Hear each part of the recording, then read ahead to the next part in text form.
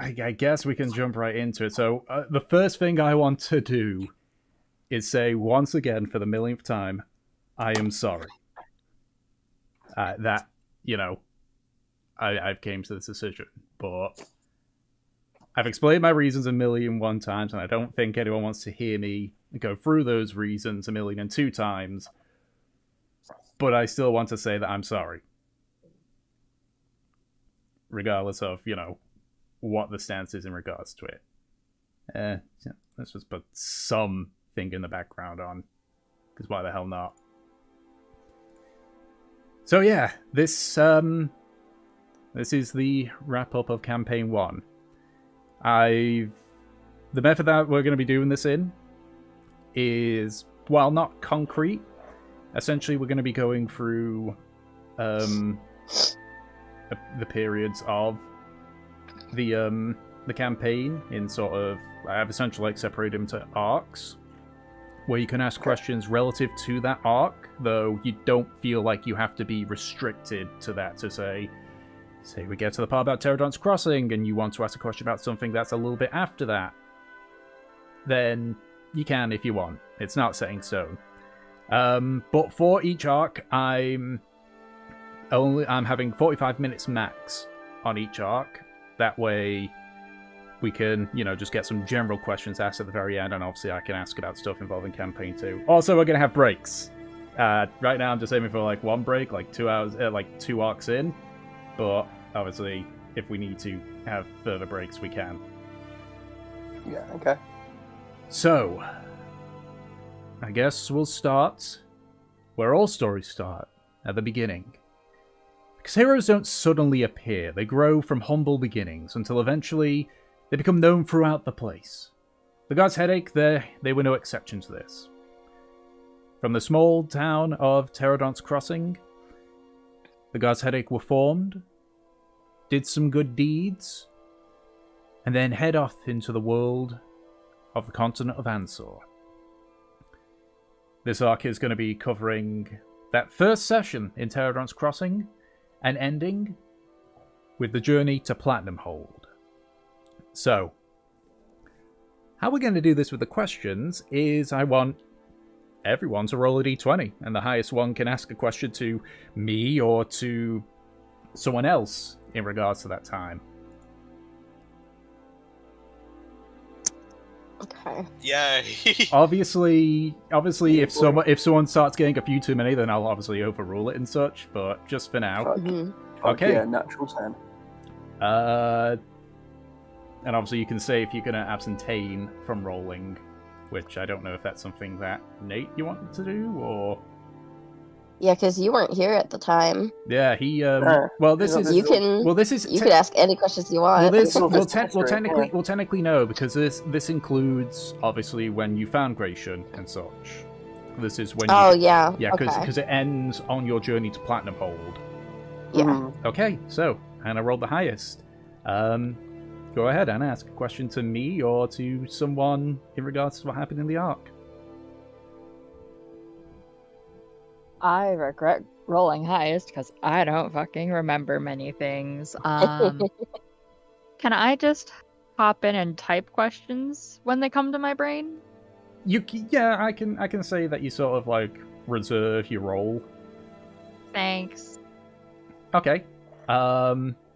If that's the case, I'd say we could roll again, but that would start to get a bit monotonous. So, Ed and Peach, go ahead and roll a d20 again to see which one of you get to ask your question next. Alrighty. 3, 2, 1. Oh, another 10. Okay, Ed, you get to ask your question to me or somebody else about Arc 1. I have a few. I suppose, Tom, I think one of the questions I have is, well, first off, like, because of course, all throughout, well, because our first gathering at Pterodon's Crossing, and then heading off to Platinum Hold. That was the whole first time at Exeter arc. Mm-hmm. Yes. Where we met up, where we rescued Tiana Rona. No. That's later on. No.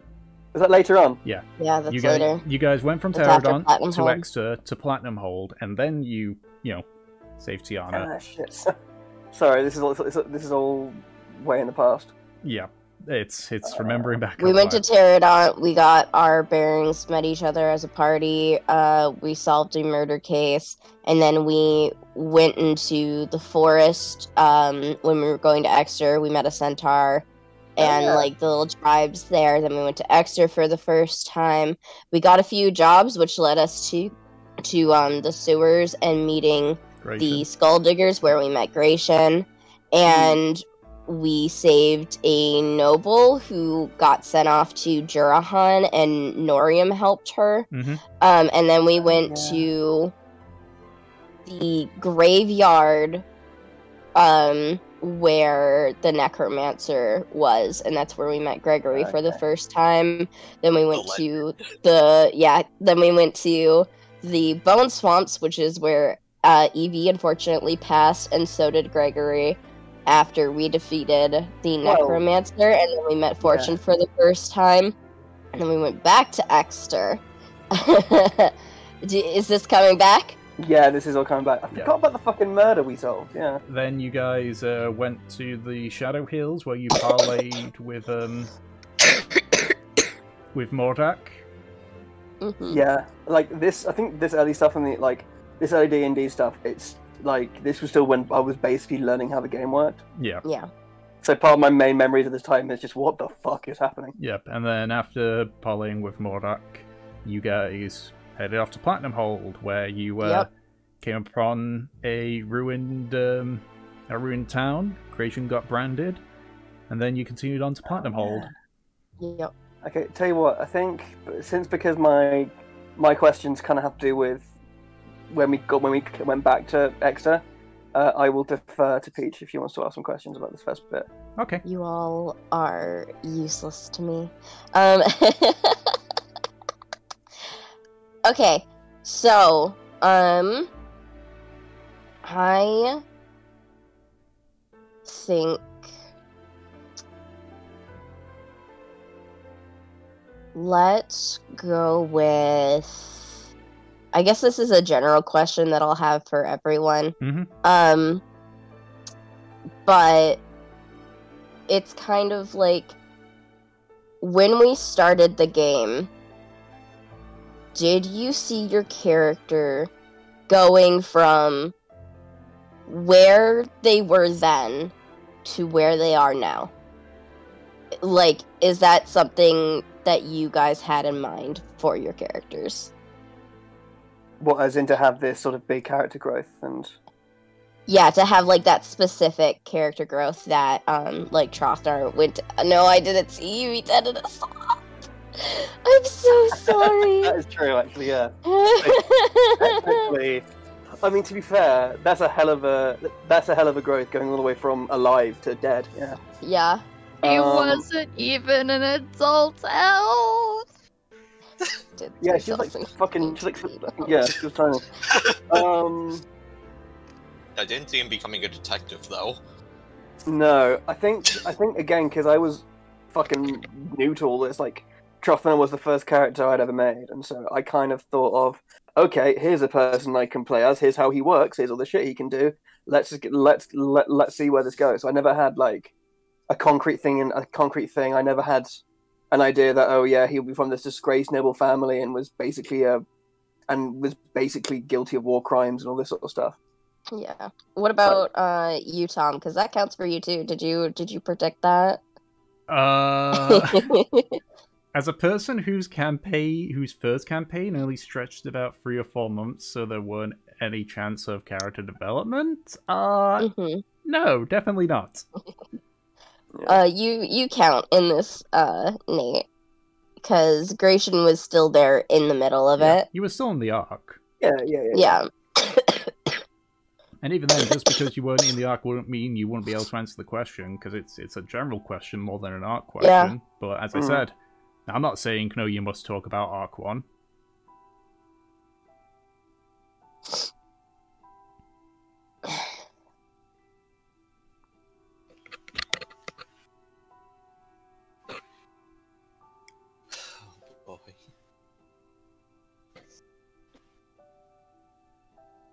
I do think it's really funny though that all of you have said no when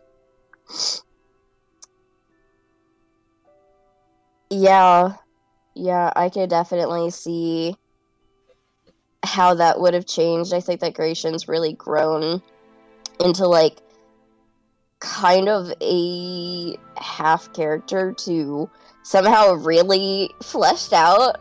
Yeah, it was strange how that Like- worked out. Yeah. Fucking no, again, I think it's funny that all of you guys said no because I thought about Nemesis from day one and I thought that this was kind of the development that she was gonna go through. Fair enough. So I'm like, oh, I'm the weird one. Okay. Like, Yeah, but like we all knew you put a lot of thought into Yeah. her. We knew you got backstory for ages in there. Yeah. yeah. To be Yeah. fair though, I'm pretty sure that out of all of us, I was inherently the most experienced. Yeah. Yeah. Definitely. So that makes a lot of sense. But yeah, I think I literally went into campaign 1. The only bit of story I had was like, okay, he's like middle-aged for a dwarf. He Mhm. used to be a member of a holy order, and he left faking his own death, and has been living as a vagrant for the last like pretty much 100 years. That's all I had written down. Yeah, I remember in the very beginning when we were deciding all of our classes and everything, I had literally planned to play like an Air Genasi sorcerer, and I saw that we had like no tank whatsoever.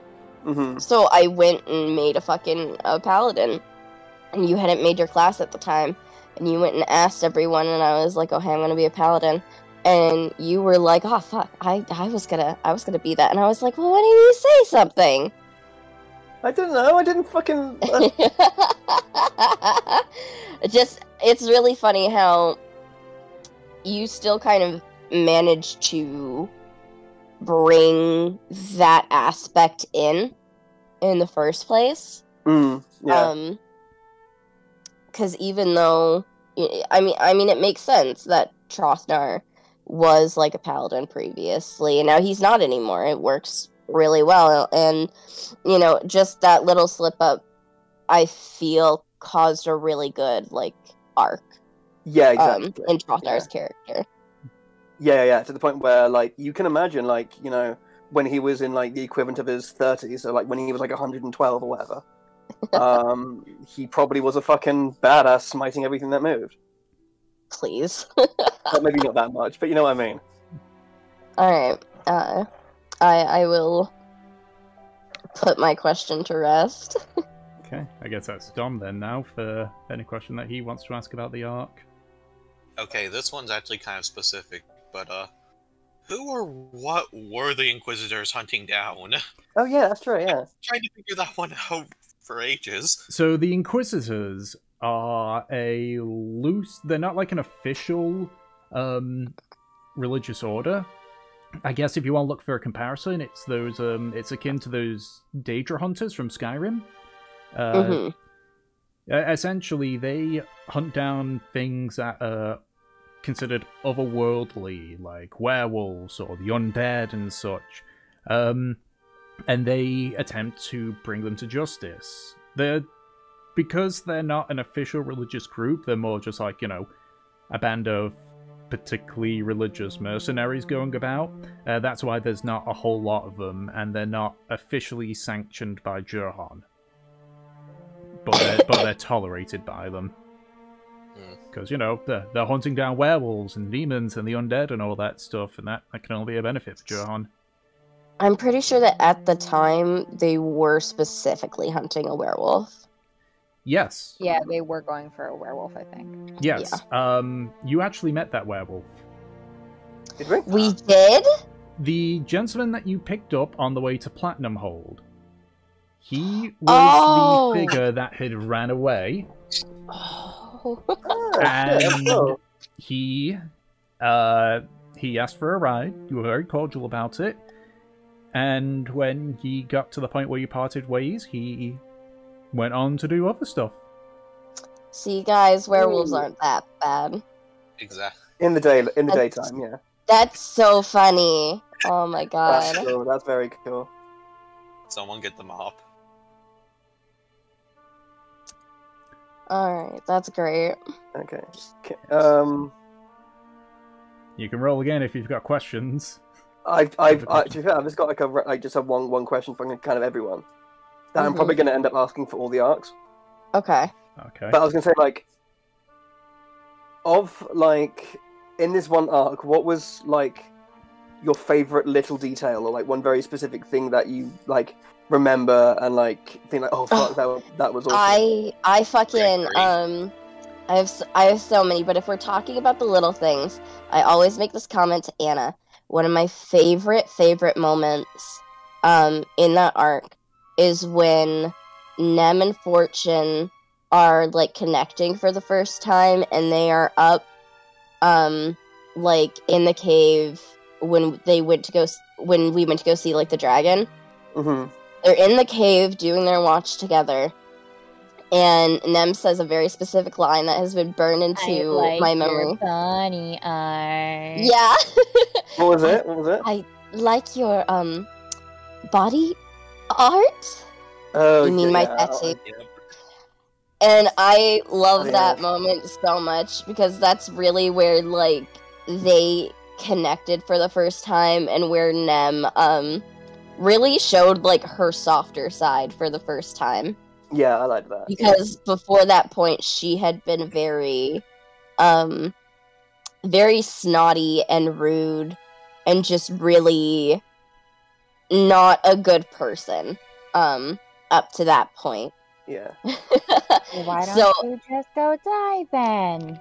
Yeah. Who would ever want to fucking- marry you? Do you think... Fucking If it's you, you're the clown. Nem in that arc said so many horrible things that came back to bite her in the fucking ass. Like, with Evie, when she went off on her own, who cares if she dies? It's her fault if she gets herself killed. Oh, Or God. with fucking Fortune, you had a fiance? Whoever would want to marry you? So I fucking love the fact that Evie did not get herself killed doing something for herself. No, she did it to check the Yeah, fucking acceptance, see yeah. if the party can make it. Yeah, fucking. So yeah, that's the little detail that I really enjoyed. For a big moment, though, I know that you didn't ask this, but I think it would be nice to share our big moments too. I mean, I was going to Oh, ask yeah. that as part of it, but yeah. Yeah. For the big moment, though, my favorite part was when, in the Necromancer fight, where the Necromancer charmed Nem, and she fought Gregory.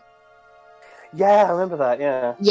That, oh my god, that was the scariest shit to me. Yeah, I was God, so I remember that upset. Necromancer fight. That was intense, that fight. Yeah, that fight scared me so much. Was that the fight where we refused to heal Floriana? No, Oh, okay. that was beforehand in the crypts. Right, okay. But yeah, definitely that was one of my favorite moments, and then Nem getting the fucking killing blow on that was fucking awesome. Gregory's death haunts me to this day. Someone else answer now. Did we ever figure out exactly what sort of specific kind of undead being Gregory was? Yeah, he was a revenant. Thank you. Yeah, I know. I was Why just do you checking. think that? A revenant. So Honestly, can I say that a Revenant was one of my favorite parts? Now, that was your favorite little moment. That was funny, yeah. Oh my because of my god. own stupidity. I think probably one of my favorite moments. Never let me put it down. Yes. I think one of my favorite moments, was like the first session when I think we met up with what was the name of the what's his name? the plane hunter guy in the watchtower. McGilly. McGilly, yeah, that's it. McGilly. And like, I also remember the fact that like you basically you find this gnome in a watchtower, and he comes out with a robot dog, and I was like, what the fuck? You can have robot dogs in this game? I just remember that really well. Yeah. Yeah, 'Cause and that was before Artificer was made official. Yeah. Before they got rid of the legendary Thunder Cannon. Which is a crying shame. I love Cannon. the Thunder Cannon. Man, Thunder Cannons are cool. Well, Yeah. tell you what, I suppose this is okay because this is when Fortune got introduced. But like, Peach, do you think like Nem would have ever untwisted herself and sort of would have relaxed even if she never met Fortune?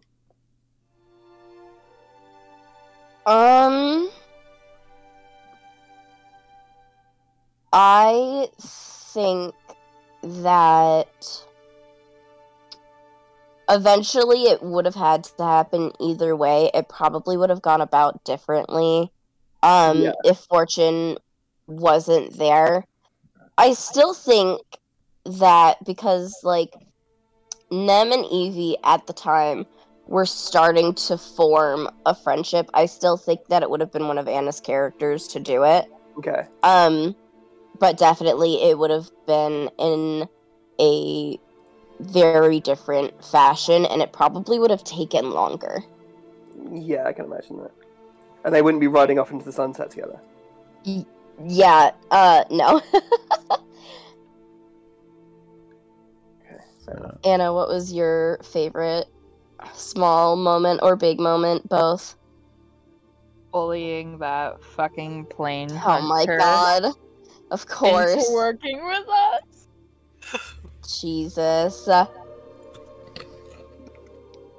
Or, I was very proud of the very stupid small thing when Evie got, I think it was like a nat 20 on her medicine check to see how that guy died. I was very proud of that. I thought you were about to say when I pet the wolf. When I pet the wolf, listen. My brain railroaded me to pet Ghost Wolf. God, I wanted to smack you during that fight. I remember. Wish you had, because I legit could not pay attention to anything but pet the wolf. My brain refused. I was so irritated. I was like, this thing is fucking killing us. What is wrong with you? I've never had a transparent friend. Cool. Oh my god. Or, sneaking away to try and, like, see what was going on with the camp with the group that was passing us and meeting the fucking knoll. And then Tom breaking my heart, never giving us another knoll. Oh yeah, the knoll. Fuck. Talk about the knoll. Yeah, I completely forgot there was a knoll. I haven't. I never forget a furry friend. Okay. Before Nate answers, I just want to predict. Your favorite little moment was grave robbing. Oh, that is such a safe bet. Yeah, surely. No? Okay, tell me. Interesting.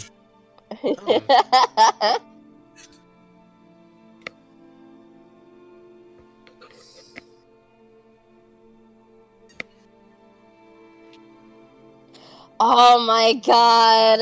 Oh yeah. Yeah.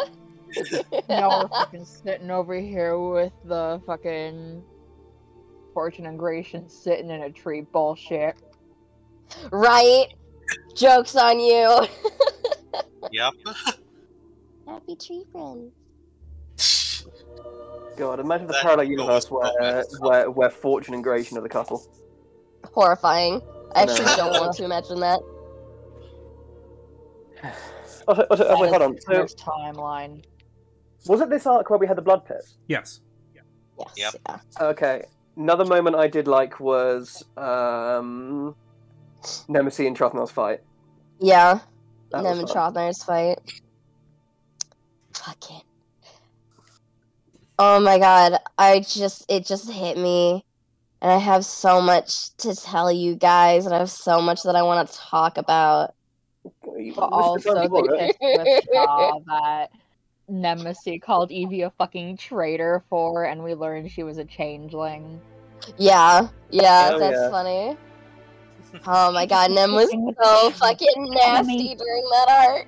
Actually, no, I think my favorite big moment of that arc was just like the fucking venom you had for Shah. I think. Yeah. It was one of my favorite things.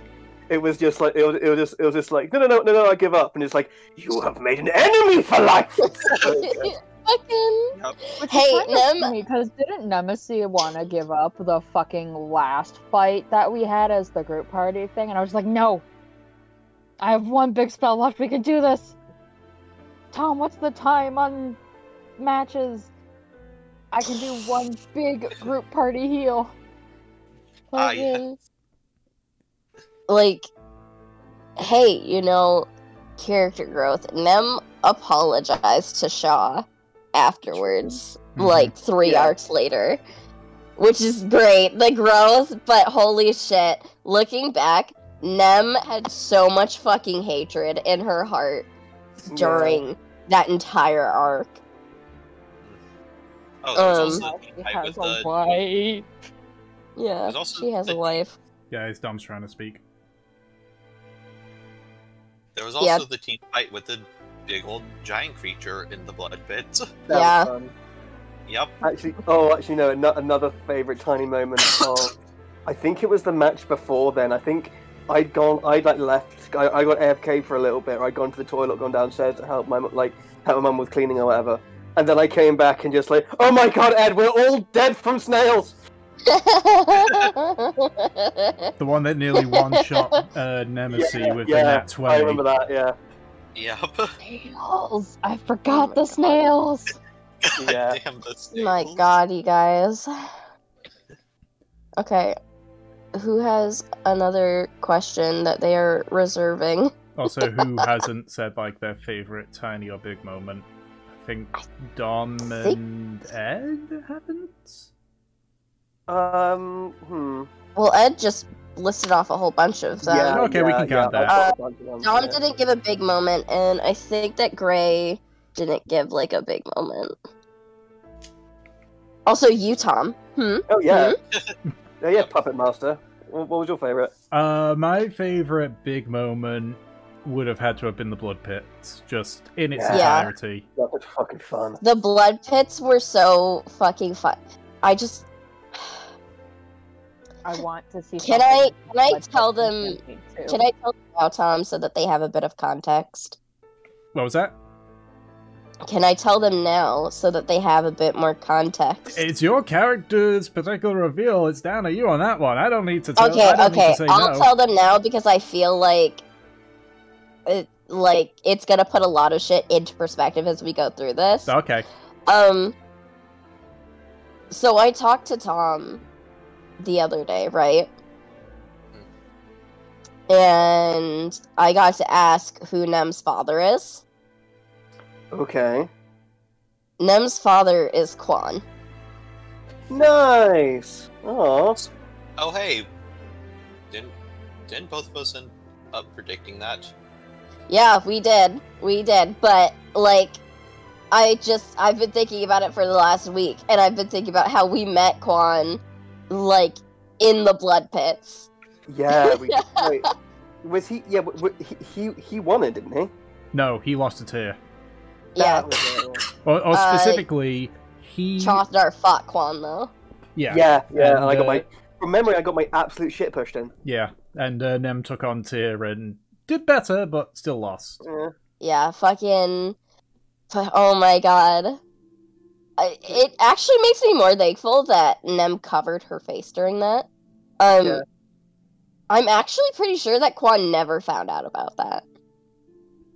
Oh yeah, I remember. Oh god, yeah. Nem fought that fight with like a big, massive, like ugly helmet on. Yeah. Yeah. He realized it later on Later on, when did he realize it? when he saw you in Platinum Hold.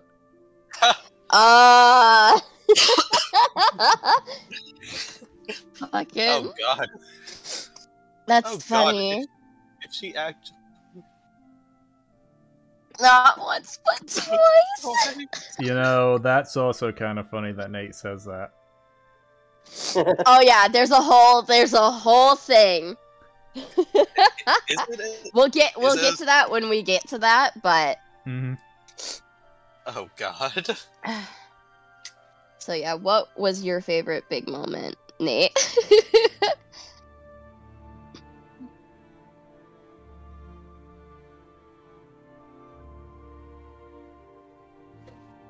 While he's thinking that, I'll say what my small moment. Gregory's death. Yeah. Yeah, that was rough. I don't feel like Gregory's death is small though. I don't know. It's depending because Fucking. I have to look at things at a slightly different perspective, being the Yeah. GM. Yeah, in like the grand scheme of things for you, I'm sure that it was like kind of small. Yeah. I know for you But guys it was huge. Yeah, Gregory's death was Evie's really big, death. especially like Yeah. yeah, with Nem's character arc, Gregory and Evie's deaths play rough. a huge role in her development. Cause that was like, cause Nem, it really occurred to her after that the only things really that she was giving these people was just venom and spite all the time, and she never treated them as good as they were meant to be treated. Yeah. And that's what they died with. That was like their image of her. Mhm. Mm-hmm. So that was a really big thing on her part. Oh, yeah, absolutely. But- I Yeah, just moment remember- that I was like, oh shit, this game isn't sunshine and rainbows. Yeah.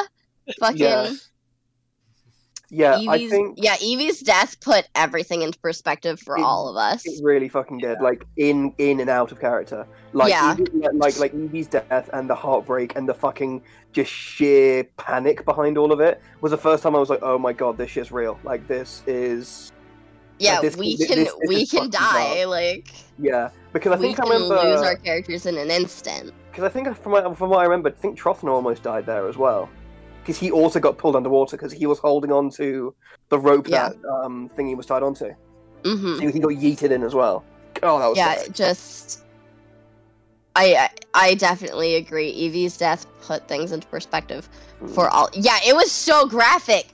Oh my god, Yeah. it was Yeah. horrifying. I'm not apologizing. I could see It was it great- happening yeah. in real time. It was a Yeah. terrific. It was an amazing moment in the same way that like the Red Wedding in Game of Thrones is an amazing moment. Yeah, yeah. Yeah. Fucking Oh my pray to that goodness. crocodile PTSD. We Also- do. Oh my god. Tom Also- never threw crocodiles at us again. I just want to say. You guys never went to a Yeah, swamp. Which is surprising. For good reason, mate. Yeah. You guys, Think we're gonna go to a swamp again? well, Also- depending on what you decide to on campaign 2, there might be plenty of opportunities for that. Oh my Yeah, god. but you know what? It's not gonna have PTSD damage. I'll Us give. out of character, Oh, probably. Yeah. Oh my god, Nate! Nice. Oh my God, god. what did he say? Montgomery, yeah. I'll throw a freebie here as well because obviously one thing people are probably going to be asking here is what happened to Evie's body after she died. Oh my god. Don't yeah. you dare. So it was mentioned before that the swamp is looked after by an individual known as the Swamp Keeper Yep. Mhm. for helping to deal with the necromancer. The Swamp Keeper tended to the grave. Oh. Aww. If you guys would have returned back, you would have seen the crude grave mark and such, but you'd see like little flowers growing about on it. That's so nice. Oh, thanks, Grave. Thanks, Stormkeeper. Oh, no. Um, I'm gonna cry. That's it. That's so sweet. Yeah, We- the party we- never went back to visit her grave. What the fuck, guys? Well, Listen. Delson was waiting to try and learn to resurrect people. You never said anything, though. I think that was just a I couldn't Delson say thing. anything. Fortune didn't know her shit. Yeah. No, not you. Just, like, Delson with resurrecting. He never said anything. He never brought it up. Yeah. Yeah, I thought about resurrecting Evie a lot, but I know that it probably wouldn't have been possible either way with what we had. Yeah. Yeah. It was a near impossibility. There was nobody nearby that could have resurrected Evie. And by the time you would have gotten back to a person that could, one, you wouldn't have had the gold, and two, it would have been too late anyway. Yeah. Oh, sorry. Oh, hold on. Can I just throw out another big moment from this arc? Go ahead. Fucking meeting Kimberly. Is that a big moment, though? Is it? Crazy grandpa. Oh my god.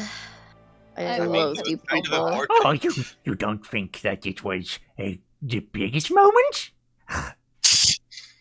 That makes me ashamed.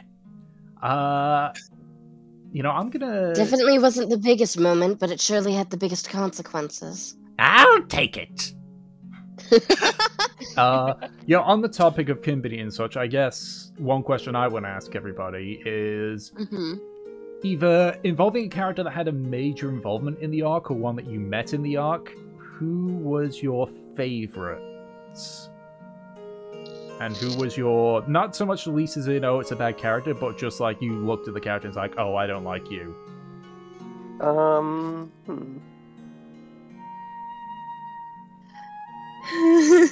I mean... Okay, just in that arc, obviously mine is Gregory. Mm-hmm. If we're talking about overall, though, Quan. Okay. Yeah. One that I... Do you mean, like, one that I also So many. disliked? Like, I love to hate? Yes, that kind of dislike, not the general I don't like this character kind of deal. I was gonna say, because I don't think I've ever met one of your characters and immediately went, no, I don't like them. Because even with Kimbany, even though he creeps me out, I enjoy him. I think love to hate immediately Natalia. That wasn't We in didn't this meet arc, though. Natalia in this Yeah. arc. Oh, I think you meant overall. I mean, you can say overall, which is fine. in this arc. I mean, yeah, the one that I love to hate overall is Natalia, but in this arc, I remember the Inquisitors being dickheads. fucking... What is her name? Leora? I can't Losara. remember. Losara? Losara! Thank you! That was the arc after. Losara was in Oh, the you're Platinum right, Hold you're arc. right, you're right. I was including Platinum Hold in that. No, Okay. that's the next arc. If that's the case, then the fucking Skulldigger bitch. Yeah. I met her and I was like, Did we ever learn her for name? fuck's sake, really? She never gave like- her proper name. Yeah. Actually, and someone that I liked also was I can't remember what his name was, but the guy who ran the Inn in Exeter. Bjorn? Fuck Bjorn? yeah. I remember him being a sweetie. Yeah. Poor guy. Yeah. The I'm just- bugbear dick. Like, Oh, and we yeah, were just that's always someone we that I were liked, always yeah. coming in there and just we always came back with something that was clearly trouble. Like, we just reeked of trouble. And that man just took it in stride. Yeah. He was like, "Yep, all right, just Yeah. don't bring anyone over here." I think he was the first NPC we like properly like subjected to our madness. Yeah. And, like we kind of tortured. I mean, his time in the criminal underworld, he's used to it. Yeah, fair. Oh god, I'd say one character I loved immediately would be... Can I say two? Because they kind of go together hand in hand. Sure. Which would be McGilly and Harvey. Yeah. Green and Harvey were great, yeah. Gilly is the fucking goat. Oh, Barnabas, yeah. And one that I love to hate. Can I count that Necromancer, even though they were kind of minor? Sure. Yeah. Yeah. Yeah, that Necromancer fucking sucked. Bowl cut! Ah! Oh yeah! Coconut head! What was his, oh god, what was his name? Fucking Kimberly's assistant. Murdoch, I believe it was. Murdoch, that's it, yeah. Tom is so talented remembering all these names. I might be off a little bit on the pronunciation, but then again, it's been a while since we've seen him. I'm trying to remember. Was it that arc, or was that bit when we went back to Exeter when Murdoch fucking bitch slapped That was when you came back. Fortune Yeah. unconscious? Yeah. Okay, just checking. It's fucking hilarious. Funniest shit I've ever seen. And at this point, we're at the end of the Hell yeah. allocated time for the first arc, so I shall finish off with another freebie, because I remember you were all asking about it. The marking on Gratian's neck. Mm-hmm. Oh god. It was all a ruse. What? Oh, for fuck's sake! What the Fuck off! Oh my god! It is a group of mercenaries, not officially sanctioned, and it is meant to instill fear because they don't want to kill people, they want to kill undead and, those kinds of Fuck creatures. you! Oh my god! Oh fuck! So they're like, you have been branded by our order. Stay away, even though it means nothing. Yeah. It means absolutely fucking nothing. Bastards. Gratian got branded for no reason. Well, Oh, Gratian. not necessarily. Like, the whole threat of the whole "I can see what you're doing" was an empty threat. But Yeah. they would see the branding and know that they are not to be trusted. Mm-hmm. Yeah. It was just a whole part where it's like, oh, can they spy on me? No, they can't. Oh, Well, they- sons of bitches. They could, Okay. they could if they used the traditional scrying method, but there was, it wasn't going to give them an advantage. Yeah. I literally, basically, from then until now, I would always have like, I wonder if those Inquisitors are still after us. I wonder if, yeah. Yeah. Oh, damn it. That's great, though. I like that. And so with that, we will move on to the second arc. Mm-hmm. The party are partaken in a few high stakes at this point, from parlaying with a Shadow Drake to aiding Gregory in stopping a Necromancer, poised to raise the remainder of the Rona family. But this is where the God's Headache's biggest claim to fame lies. Hearing news of a collapsed mine in Platinum Hold, the group entered the city, uncovering not only an ancient facility that's in there, but also causing the introduction of the Simics.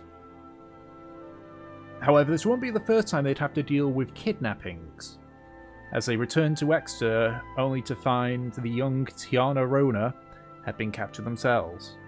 So this arc is going to cover the entirety of Platinum Hold, and ending after you had saved Tiana Rona. Okay. Fuck, man. That was fucking, that was like, I loved that bit of time. Yeah. Platinum Hold to return to Exeter, like, That's where shit got. real. Yeah, Oh it my was God. amazing, those bits, yeah. Alright, roll, people. Yep, that's Yeah, get I have got rolling. questions. So many fucking questions. Give me more than a fucking, 11. Fuck you. Should we give Peach advantage? You can always just offer yours to Peach if you'd like.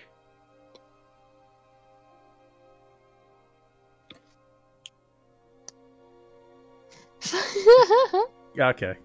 Okay, since I rolled first, tell you what, given how how many questions I'm guessing Peach has, she and I can swap dice, so she can go first. You know how many questions I have? I have so many questions. So much so that I may just take over, so I'll go ahead and keep my questions in chronological order and have you guys like go after I ask a question. Mhm. Sure. Okay. So, first burning question that I have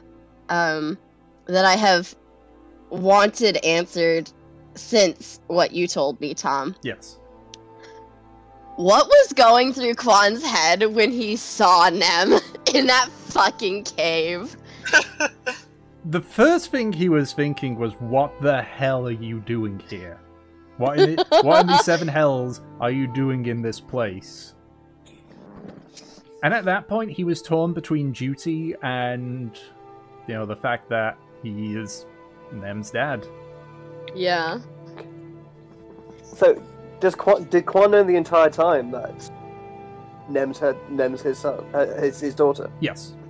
Natalia okay. had, when Nem came under his charge, Natalia sort of did a twist of the knife and said, something along the lines of, take care of her.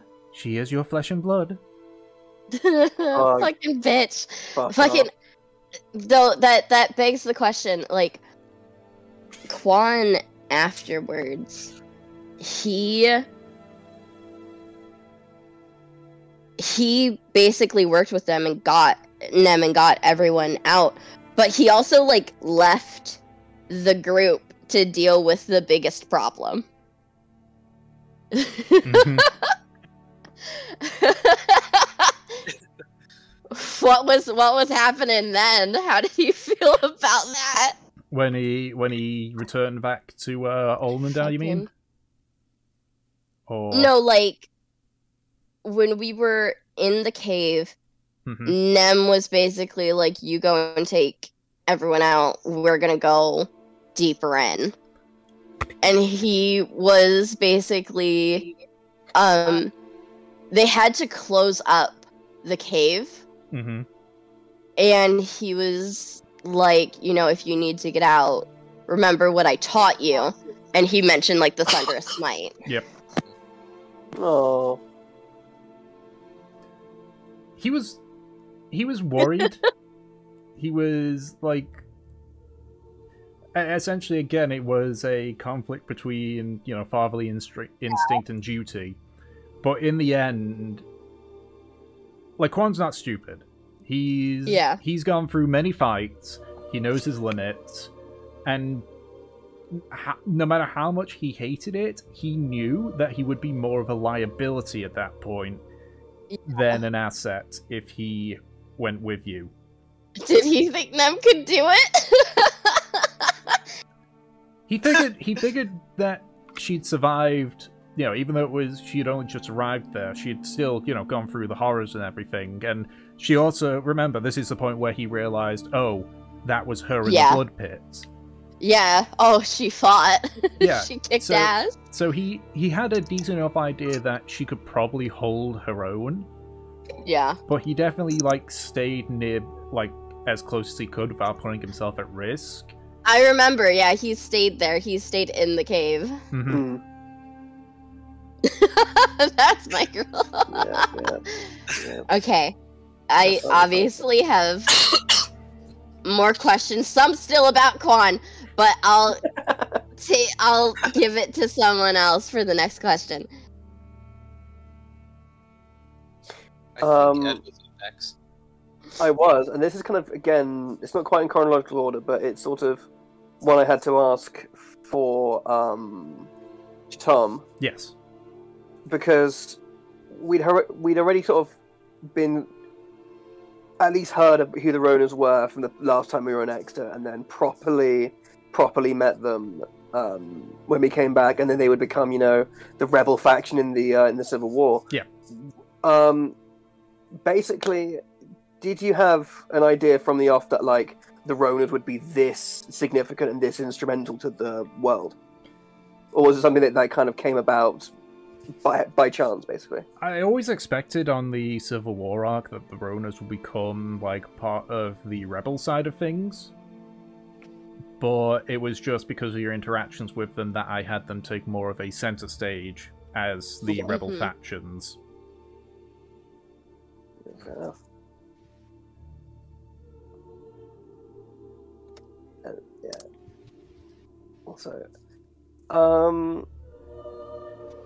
Also, I think because now the campaign's ending.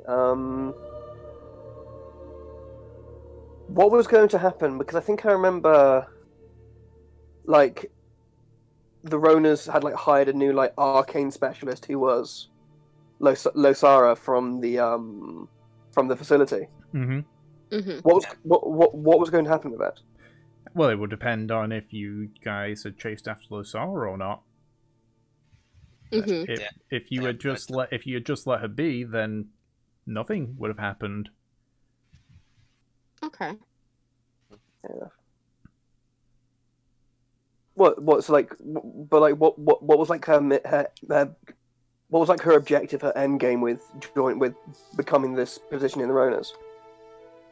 Losara is a remnant from the Dark, where the people of Komora were driven to near extinction.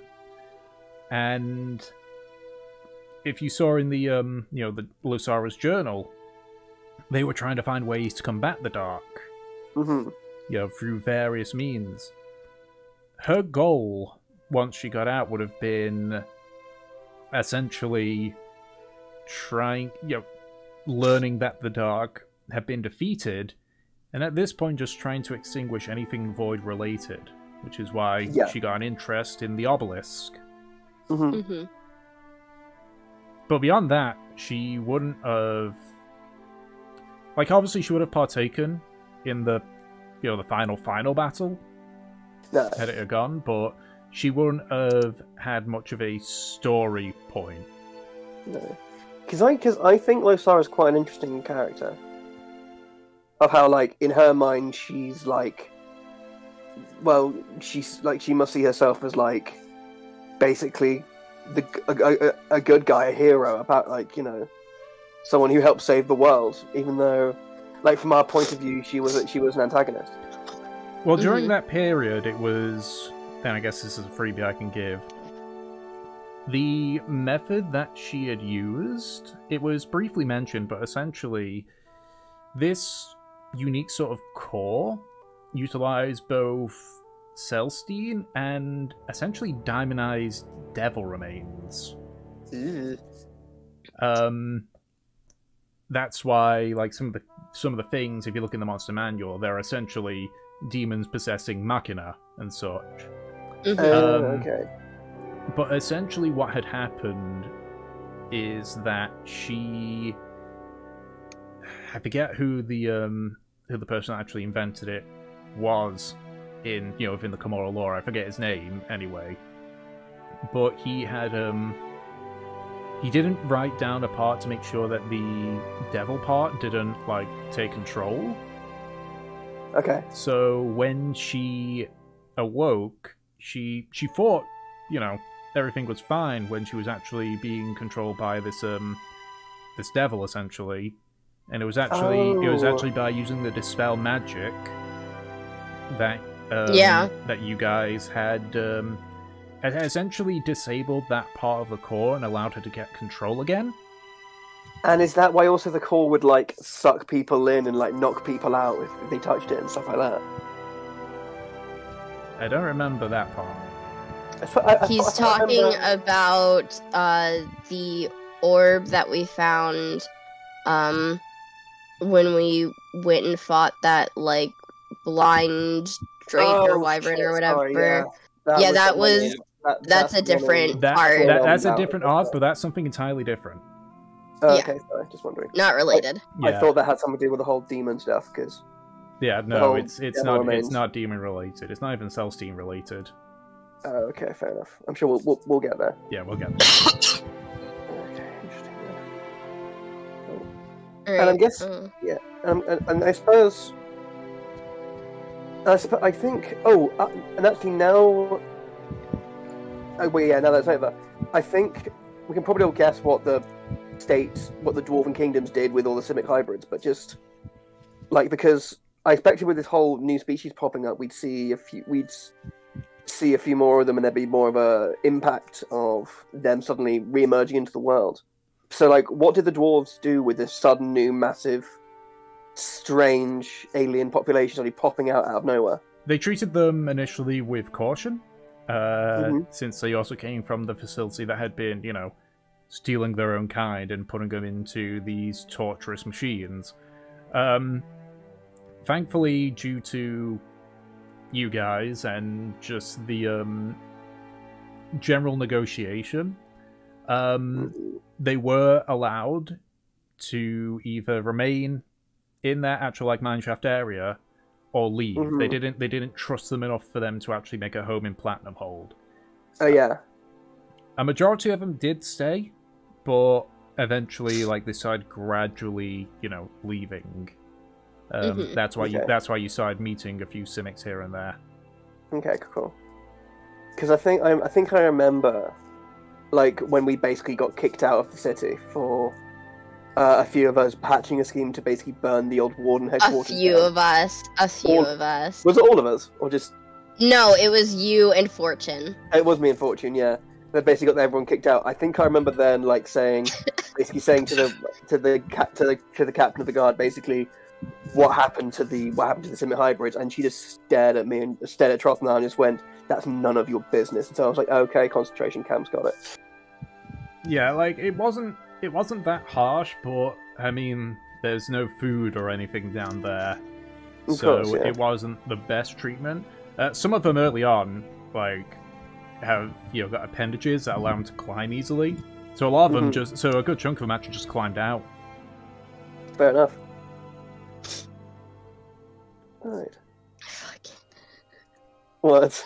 A few of us just casually forget that you were responsible for that whole thing. Look. We've had criminal nighttime escapades. They sometimes blur together with the details.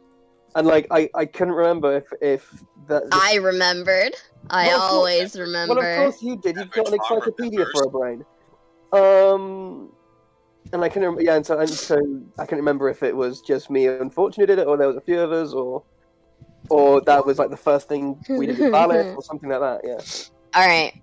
What about you, Dom? Well, throughout the whole line of questioning, I did ask one of them. I was wondering. Yeah. Which was how low's Ara. Though it does also loop back around, and how did she survive under all that water pressure? Yeah, how? How? Well, for one thing, she doesn't need to breathe. Did she have gills? No, she just doesn't need to breathe. What species is she then? She's a reborn!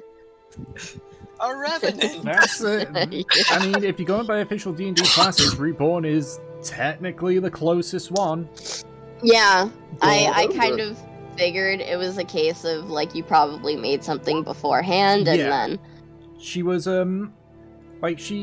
she wasn't originally human, but she was now sort of a part machine, part human creature. She didn't need to eat, sleep, or drink or breathe, because she was now essentially she'd almost Tony Starked her heart and replaced it with a with this core. But could she love? Yeah, her mind was after.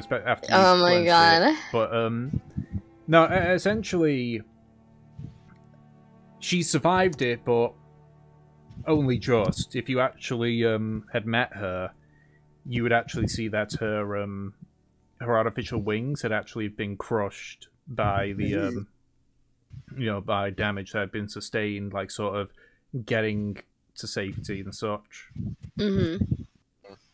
But she had essentially overloaded her core to give herself, because that's one of the abilities that she had, which essentially gave her the effect of the haste ability, but once it ran out, she would shut down for a full day. But essentially, she was able to power through most of it, and then when her core eventually shut down, she was, the pressure was low enough for her to be safe. And then she just crawled her way out.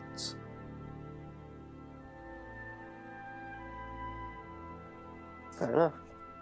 Get up it. Yeah, definitely fair enough. Alright, he's next.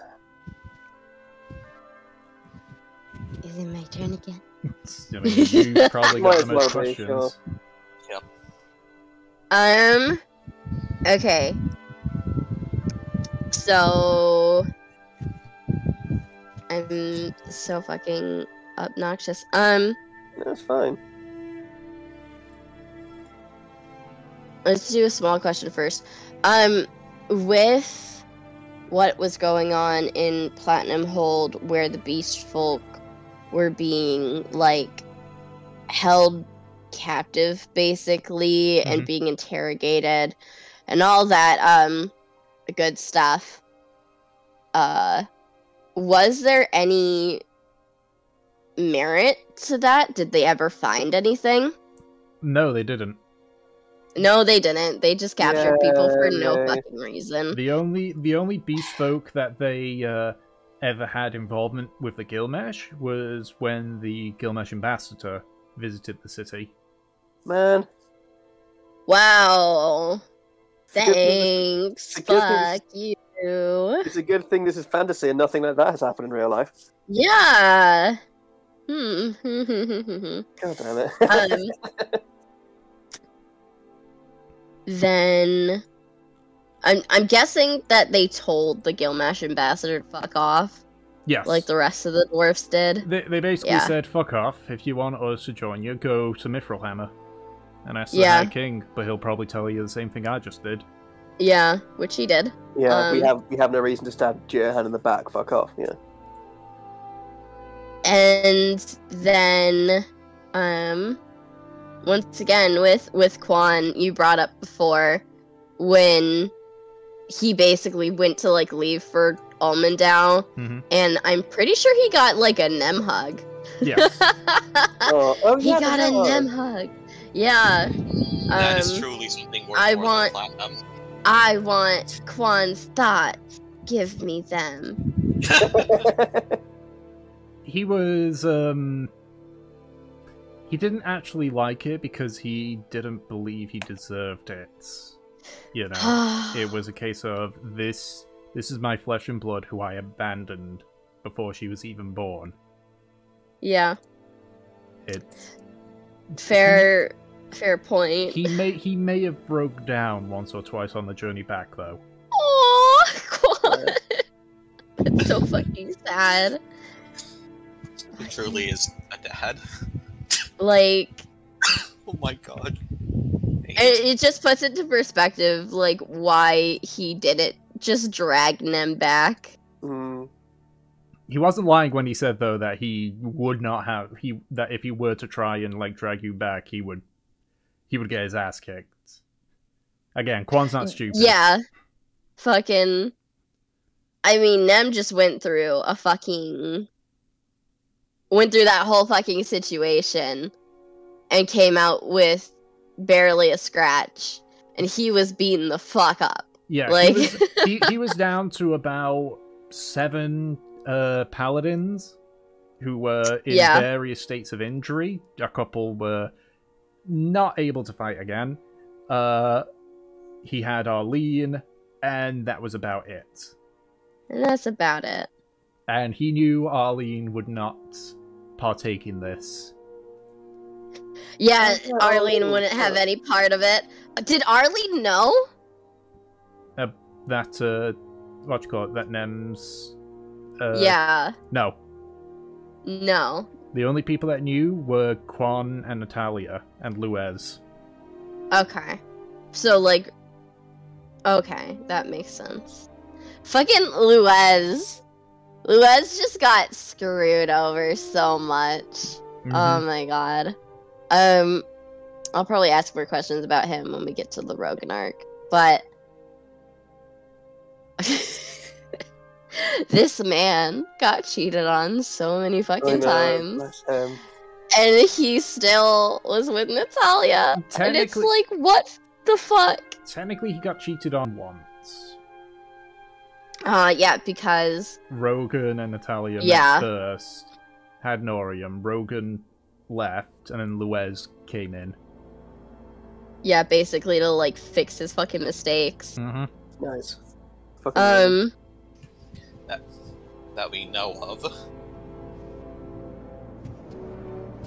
Fucking. Yeah. Alright, does someone else have a question before I go and take over again? Because then I'm gonna move on to fucking Tiana. Well, I mean, apart from just again asking well, I suppose apart from just asking everyone's, favorite big moment and favorite little moment, which is almost seems like a sort of ending thing to be honest with Ark. Yeah, one thing I need to point out as well with this arc, this does include obviously your visit to the Grasp and meeting Rogan. Oh yeah. Yeah. Windiness. Okay, so Damn you, Mike. Sorry, I leaned in too close if again. that's the case, then can I just ask the question, how the fuck did Natalia keep Luez under her fucking thumb? How? Luez is not a strong man, at least, emotionally, mentally. He is the better fighter of, like, the two brothers, but he is not good, like, he is easy to manipulate, essentially. And Natalia has a knack for manipulation. Yeah. It's, no shit. Because the thing is, in fact, if I just quickly open up the notes that I have, because I did have everything involving, like, the final battle of the of the thing. I'm trying to remember. I know she was a cleric. That makes sense, yeah. I'm trying to remember what she was a cleric of. Because I know that her channel divinity is actually kind of similar to Nem's, but it was those within 30 feet make a wisdom saving throw or their charm till their next turn. Yeah. Wait, who's this talking about now? I'm just reminding myself of, like, Natalia being good at manipulation. Yeah. Natalia's a cleric? Yeah. Yeah, Natalia's a cleric. She's super religious. Oh shit, yeah, good point, yeah. But she's like also religious, okay. Mm-hmm. And lots of people who are pricks are, they can be clerics. Yeah, true. Yeah, I'll save that for the final look, actually. I was going to say, like, what the final fight would be involving. Yeah, okay, so I guess next question.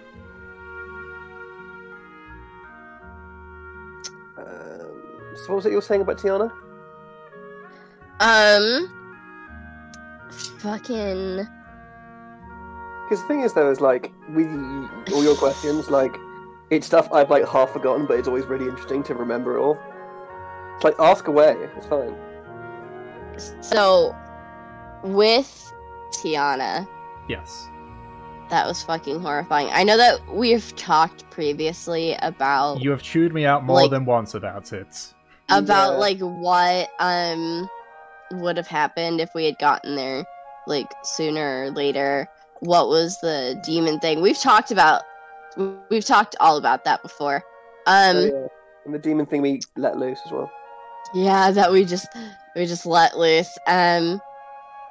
It's probably nothing. Not a proudest moment. Freaking... I guess the question that I want to ask is... How was Tiana after that? Like, we only got, like, a little snippet of, like, oh yeah, she's doing fine. But was she really? This is kind of like a post, like, what happens after the campaign kind of deal, but I'll say it yeah. Anyway. Thankfully, she's at the young enough age where she can, sort of, how a young child, like, their brain to protect themselves will block out things. Yeah. It, partially it's helped by that. Admittedly, the Rona family did make use of their Archmage to use Modify Memory to kind of shield her from the worst parts that they could. She goes on to, suffer night terrors consistently. Yeah. But eventually she, obviously she's still got the scars of that day. But she, mostly because Tyr, decides to put his all into looking after her, she does end up fine as you can be given what you go through with that. Yeah. She there's definitely some mental scars, but she's learned to live with them. Well, at least she's okay, kind of. Yeah. She missing a fucking hand, but yeah, she refused to get, because again, this is sort of like a post thing, but I'll still say it.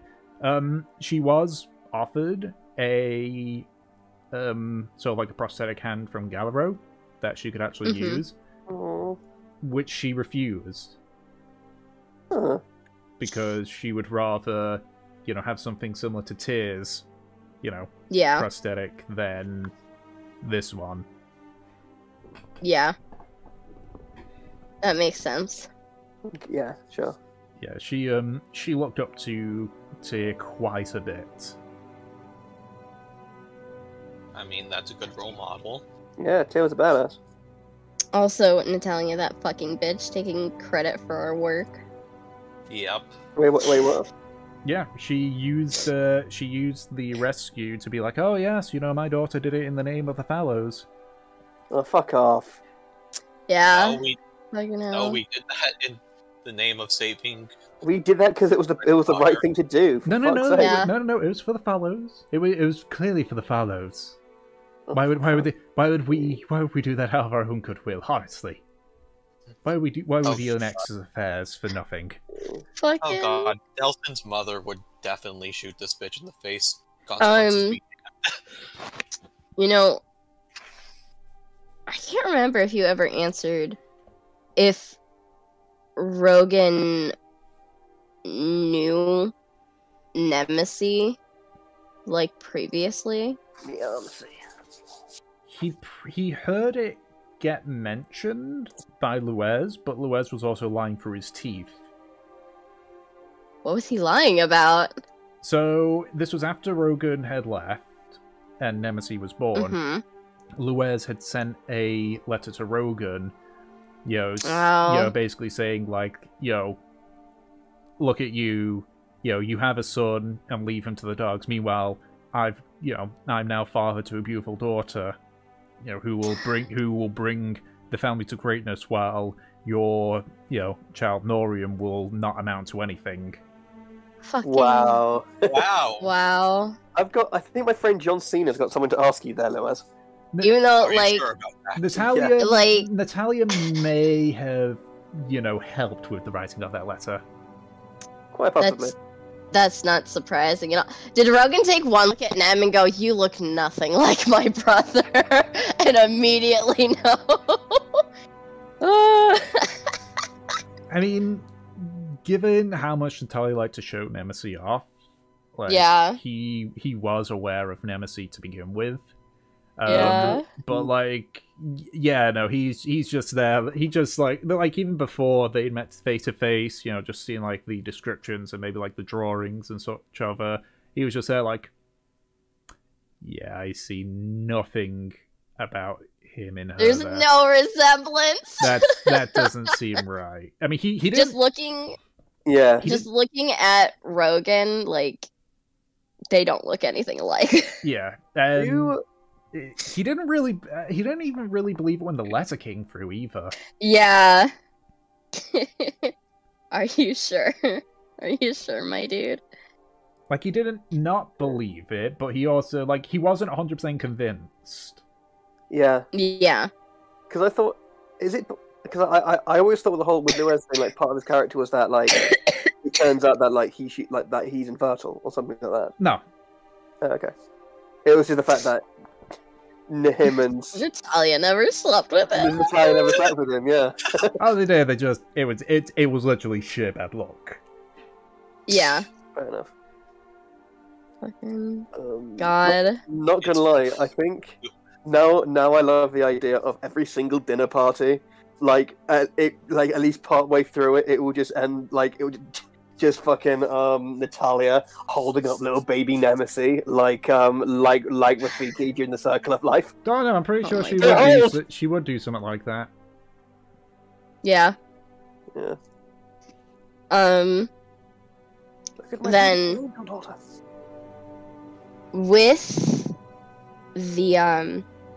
with the grasp, Mm-hmm. what the fuck was that weapon? Yeah. What was that? I mean, it's part of what would have been the final art, but given that even if I were to reuse it, the weapon itself wouldn't. One of the things that the Dark used to harvest people was these large, like, gem-like things, massive gem-like entities. The Gilgamesh Horde found one embedded in a mountain. And Okay. while they weren't able to remove it from the mountain, they could, feeding enough souls to it, which they did, Oh god. Oh my God. could allow it to fire out at the at something. Oh, sweet Christmas. And So they- they basically. And they aimed it Oh at the my God. grasp, which in turn absorbed the souls of all those that got caught in the blast. Oh, that's fucked. Shit. The final arc would have actually involved, like, obviously I'm not going to go into full details, but again, that particular weapon wouldn't be involved even if I were to reuse it for Campaign 2. That weapon would have actually have been freed from the mountain and would have began to make its way to Jurhan. And part of it Fuck, would have man. been to, beat whatever it Yeah, was good controlling lord. it to, stop it from destroying I mean- Yeah. Jurhan. and Don't the get me wrong, Ransom. that's badass, but that is fucked.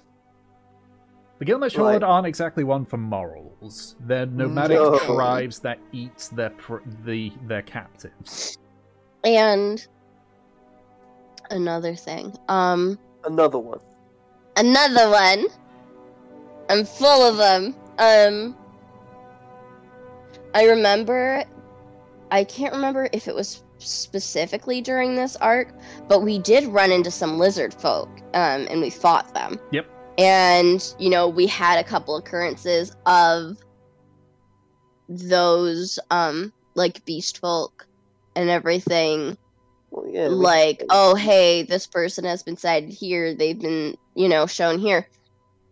I know that the Ghosts of the Grass did not have as big a force as, previously, obviously. Mhm. Yeah. But the question is, with all of the shit that was going on and all of the precautions that people were taking, I mean, there was a lot more than the Ghosts of the Grass, like, trying to defend things. Mhm. How the fuck did those people get through? You mean the beast folk that you had fought on the way to Malon? Yes, yeah. They were a scouting party.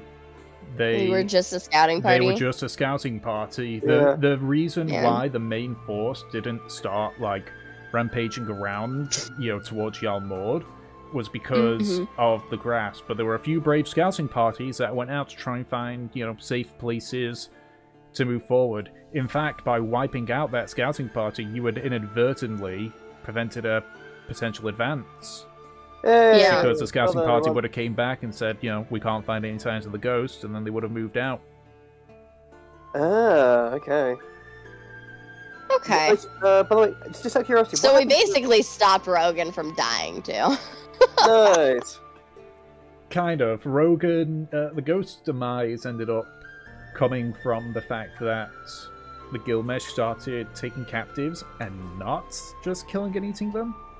Yeah. Actually that's- started, employing interrogation tactics and such. Yeah, they Oh. started getting smarter. Yeah, until eventually Which is one is a question for another arc. yeah, which, Yeah. eventually one of the Ghosts of the Grasp that were captured broke. And Oh, no. Yeah. on their next big assault, the Gilgamesh were waiting and almost wiped out what remained of the Mm-hmm. of the ghosts. Did the people of Marlon manage to get to safety? They were evacuated to Delcross, yes. Yep. Oh, okay, cool. Just checking. Because can I just say I thought the whole Ghosts of the Grasp storyline was genius. By the way, I love that. Yeah. Yeah. I thought I love Ghosts of the Grasp. Really cool idea. Yeah. And the moral ambiguity of like, don't let these people know about our stuff. Just lie to them and say that they're being protected by ghosts. I loved that. I thought that was really cool. Yeah. Mhm. Rogan knew that, for one, the story wouldn't hold for long, and for two, he couldn't keep up the guerrilla warfare, forever. Yeah. Yeah. But he also knew that every day that they were, keeping this going was a day that Jurahan had to prepare.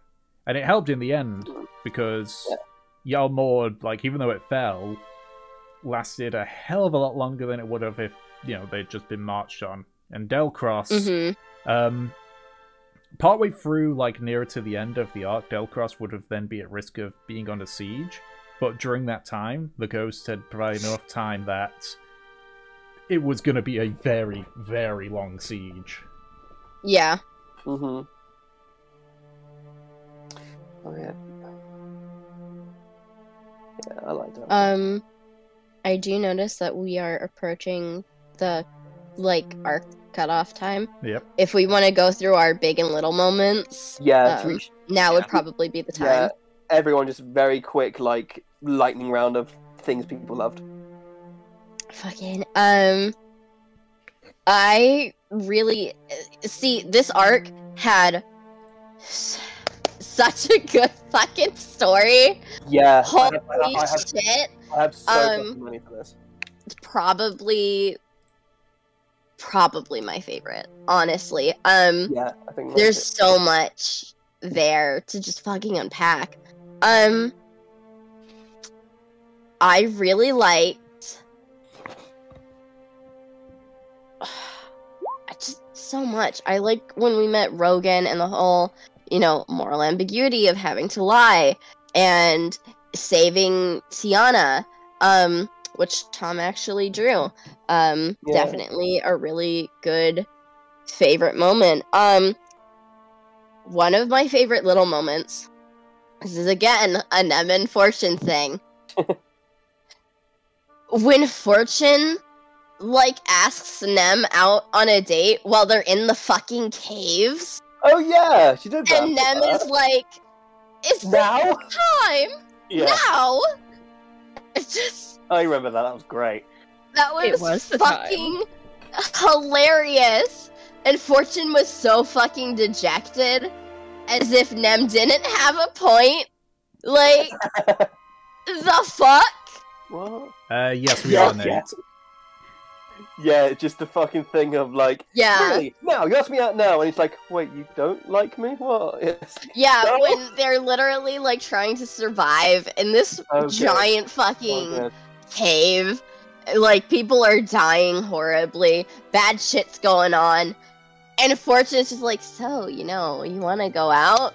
The fuck? Why? Listen, what better time is it to take your shot than when surrounded by the possibility of your own death? There are so many better times. Oh my god. Yeah. Although to be fair, it's always it's almost like a cliche in action films where the lead and his romantic interest always kiss right during or before the big main battle and stuff like that. Not Nem. Nem always. Fortune tried to do that. She was just not the time. God, they could be sitting there eating dinner, and Fortune would just be like, "Hey, you want to go take a walk in the gardens tomorrow?" And Nemesis would just be like, "It's not the time." Yeah. Okay, hold on, let me think. Okay, so big moments I loved. Literally everything to do with the caves and the facility. Everything about that I fucking loved. Everything about that I fucking adored. Basically everything from the first time we went to the old warden headquarters to Trothnar testifying before the king of Platinum Hold, I fucking loved. And I think I Yeah. remember, like, I think That I was a remember, good moment. yeah, of that kind of thing because before then, like, Trothnar's main thing was, wow, he's just like a grumpy, chauvinistic arsehole. And it's just like, no, he's fucked. And it was like, because I think one of your brothers, Paige, Yeah. was watching back some of the Okamura episodes, and he was like, "It's going really good, but man, Trostnar's such a prick." And he was like, "Just wait till we get to just wait until we get to Platinum Hold. Yeah. Like, don't worry, just wait till we get to Platinum Hold." And so there's that. Also, yeah, all the Tiana stuff. Little moments I loved. There was cliffhanger on that one episode when we walked into the gravel pit, and then the lady behind the bar just went, "Oh my god, Trothy!" And ends. Yeah. It's so good. Yeah. That was amazing. Also, the three words. Landwalkers are cool. That was great. Being Are like you our foreman? yeah, Oh, the yeah. foreman. Yeah, fuck. That was then, yeah. that was the "Are you the foreman?" was my favorite small part of that whole thing. Just Fucking because of every how walk much in the they fucking crap. facility. Are you the foreman? Yeah. Oh, great. I think my favorite big moment was basically the whole Tiana rescue mini arc. Yeah, that was awesome. Yeah. What else was little moments I loved? I think I remember when we were in the caves. I think there was a time when both Trothnar and Nemesis were on like watch together, Mm-hmm. and we just had like this really cute like relaxed kind of like buddy conversation. Mm-hmm. And I think and it was like the first time that like there wasn't like a sign of animosity between the two of them, Yeah. which I liked. Fucking Nem comforting Trothnar right before he had to go before like the High King. Yeah, and then I think someone draw it when I think I came out and I just gave like it was either Nem or Fortune just like a big tearful hug. It was Fortune. Fortune, yeah. It's on her toy house. Yeah. That was a great moment.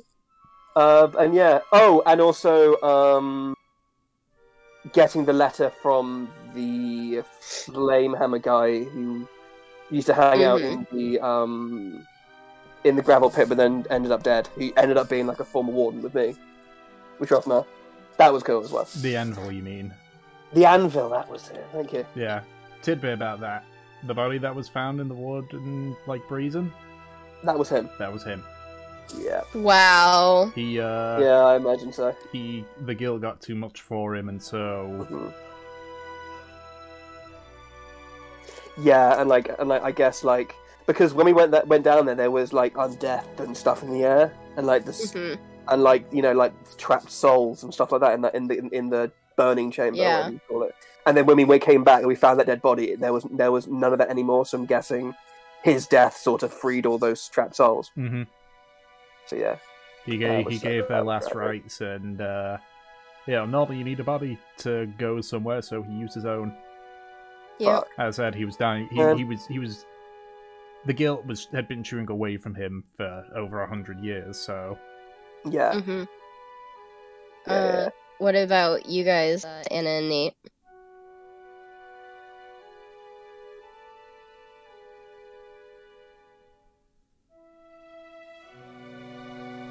Nate is typing. The legend. It's back to the what was your favorite big moment and little moment?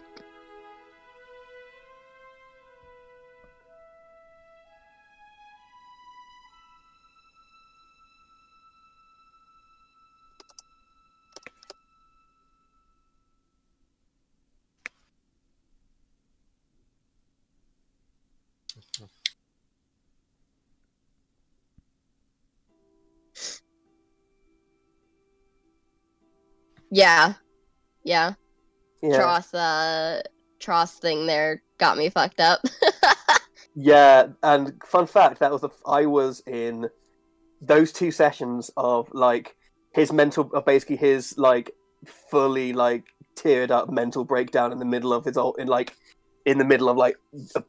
literally surrounded by his past regrets, and then having to go to the highest court in the land and admit to all his mistakes. And like, I was in buckets of tears for both those episodes, and man, fuck, that was rough, but so good. Oh, they were so good. Let's see what Nate says, and then once we see Nate's thing, we'll go on to a quick 5-10 minute break. Yay! What about you, Tom? What was your favorite? I can't really ascertain between a big and a small one, so I'd just probably say just the entire part with the facility. Yeah. You know, the facility was very cool. Yeah, I'm also very proud of the how I painted the scene. Oh, yeah. I love the facility. You mean where we were genuinely fucking fearful? Yeah. Like, holy shit. I mean, I would pay for like a small little module of just the facility. Oh, yeah. Oh, that's sad. Also, yeah, also the fucking escape from the facility as well. Clutching the dead. The dead Grey Withers desperately trying to escape. That was awesome. Well, it was a case of he was dying and he was put on Rai's back to try and get to a healer. Or I think it was trying to get to Quan because Nemesis knew Quan could heal, but it was too late. Man. Yeah. Yeah, that shit was fucking heartbreaking. Thankfully, saving people, saving people from an ancient facility, that'll definitely get you in the good books for a resurrection. Yeah, I suppose so. Where I just threw my money at that cleric. And you got Gratian back because of it. Yep. Okay, well, with that then, let's go with a 5 to 10 minute break, and then we'll just see, when people are back and such. That way I can go refill my water, have a stretch and all that stuff. So, I guess be back here at 1:45 or 10:45, and then we'll go on to the next arc, which I have labelled Into the Fae. Woo! Oh yeah. Into the woods. I'll just mute myself quickly while I just go do some stuff. Fair enough. The time where we almost canonically made Trothnara furry.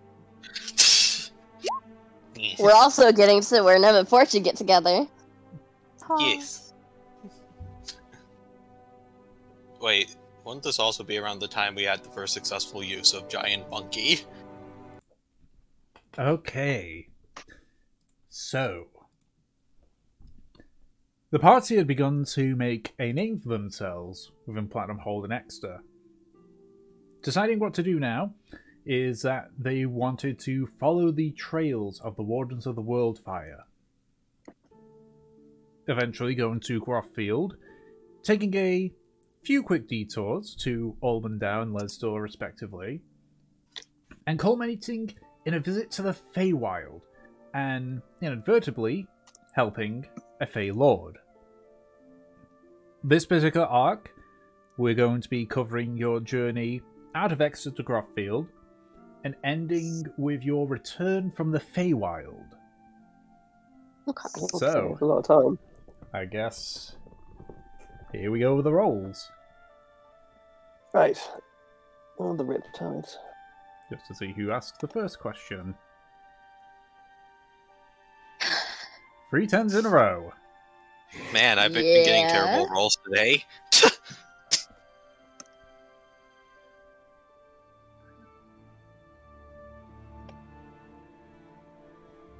see what else.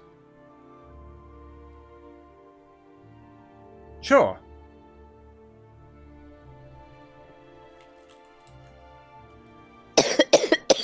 Well, so that's you going second. Truth, you okay? First question, Peach, are you okay? No. Okay. My Second question. lungs are sore. Ouchies. Okay, so let me think.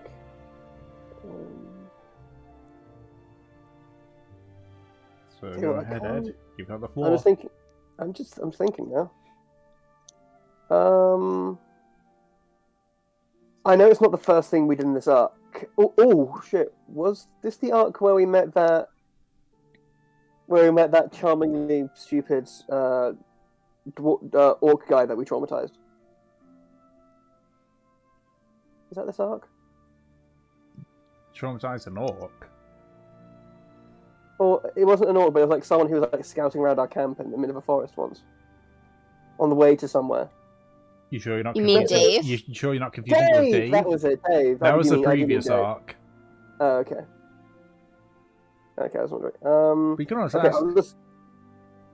It's not the first thing we did, but I was wondering if we get just some more sort of details about the facility under Olmendau and what the deal with the what the deal with the demon orb that made people like get sucked into it and would collapse if they looked into it. What's the story with that?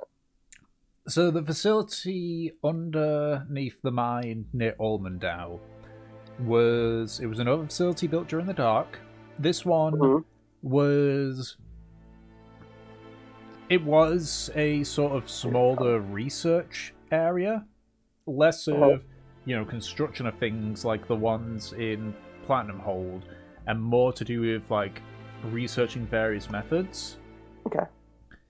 The orb in question, so that would have been a potential major like source of information, because within it was like the essence of various like researchers and such who would essentially infuse themselves within the orb. And the whole thing with like when you rolled a 1 was essentially like you were pulled in and you were assessed and then ejected out. If you had rolled high enough several times, you would have actually have potentially have been able to like breach through and start communicating with them. They would have more been like actually rolling would have given you certain effects, but ultimately it was more like a lore source. Okay. So, if that's the case, if you said that like they're assessed, right? Yes. Just, I'm assuming you mean assessed for their intelligence, which I don't particularly think that anyone in the group is intelligent, but if someone, say, like Norium, who is very, very intelligent, who is a researcher, were to be in there and assessed, what would they do? The thing is, because they had been doing this for a millennia, they were sort of starting to fray at the seams, so to speak. The entire point of what the researchers used to do is they would look at potential things coming through, see their suitability, write it down, and essentially keep it. Now, they couldn't really do that with the orb. Like, they couldn't just keep things sealed within the orb because it wasn't suitable storage. That's why when you came through, you saw the large cocoon. That's where the cave dragon was like suspended in. Yeah. The facility in Platinum Hold actually had something similar to it. You guys just never went to it. Yeah. Really? Yeah. There was a side corridor which was mentioned, but you guys never went through to it. You went in and found Quan and everyone. Yeah. In fact, I assumed that was the case. Yeah, and if you had actually gone through there and like accidentally disabled things, one of your opponents would have been a young white dragon. Oh no. Nice. Like they specifically captured the dragons because of their, long living and their power. And in the case, but yeah, in terms of like what happened to someone smart, it would be the exact same thing, but obviously if they made multiple ventures in, they would start to take interest, but because the orb is ill-suited for keeping things held, it won't have amounted to anything. Yeah. Okay, so it was like a lore device. Interesting. It did have some like boons and issues, but for the most part, it was just a lore device. Okay. I do love the idea of just like this orb being full of scientists just going, finally, someone we can talk. Oh God, no, you're an idiot. Get out of here. Oh, they got fucking Leth and Fortune. Yeah, pretty much. Arguably, like some of the dumbest out of all of us. I don't know. I thought Valeth was quite smart, but just like a bit of Oblivious. oblivious. Yeah. Yeah, that's true. Fair enough. Yeah, because look, 'cause I've still got the notes of the orb here, or at least part of it. Like one of the boons that you could get was you would be under the effects of a hero's feast for 8 hours, or another one where like essentially you took a fragment of these people with you, and that's used to basically nullify something. It was essentially, again, before it even became officially canon, like akin to the mirror image spell. Yeah. Nice. Yeah, I do love the idea of like someone waking up like, "Gee, what the fuck happened?" And it's like, I don't know, but I'm really full.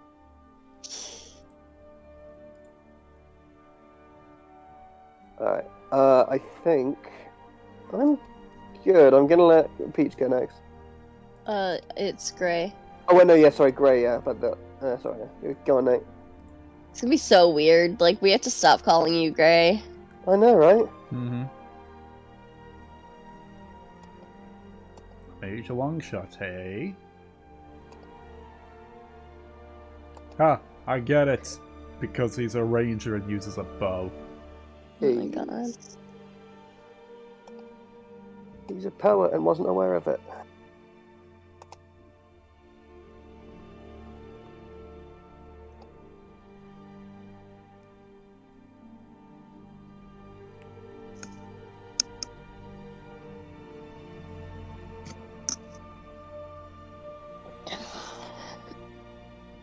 A dark green vial. No, I was going. No, that was actually going to be something I was going to improvise, but it was probably going to be something like a quote-unquote, teeth remedy or something like that. There was nothing major about it. Or like medieval Viagra. Yeah, basically. It was. It's one of those which I was just there like, it's not important. I'll improvise it. Fair enough.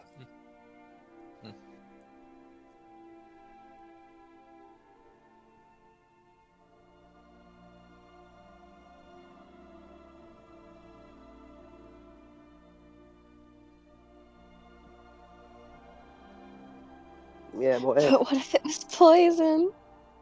Then, I mean, it could have been poison. As I said, like that, I didn't have any notes for that because it wasn't like considered something needing notes. I don't write notes for absolutely everything. A lot of it is actually improvised, or at least the small stuff is mostly improvised. Was it? I'm sorry, I'm just thinking. Was it during this arc where we went to Underoak? Yes. Oh, okay, cool. Okay, nice. That's it. It starts in your adventure in Grufffield, then you went up to Ormondale, then you went down to Grufffield, then you went further down to Lesdor, and then you went... You mean Underrook? Yeah, that's what I meant. Yeah. And then you went all the way up to Elvengrow, went into the Feywild for a bit of time there, and then you came out, and that's that particular arc. Okay, cool. Okay, now I think I'm worried that some of these lore questions I might ask now with this bit might end up being in campaign 2. Yes, it is. Well, if it's a potential to be in campaign 2, then I won't say anything about it. Okay, because I was going to basically just ask, like, what's the end game plan with Sun Shiraksha and Vesper's hunt for it? Like, is Sun Shiraksha actually real? I'm gonna plead the fifth on that one. Yeah, yeah. I imagined you would. Yeah. Yeah, because it's definitely an arc that could be concluded, but it's also one where it's like it's still open-ended enough that, you know, if I wanted to use it, especially as well.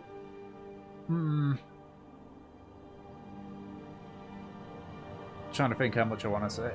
It's whether or not Sun Sriracha is real, its location is a place where it's accessible for either one of the two options I've got for campaign 2.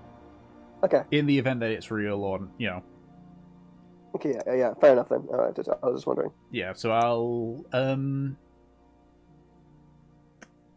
I guess it depends on how far along, you know, like after campaign 1, campaign 2 set, you know, on if Vesper is still hunting for it or not, because he's No. he's about the age of Trofnar, so Yeah, I think he's a little bit younger than Trothanar. Yeah. yeah.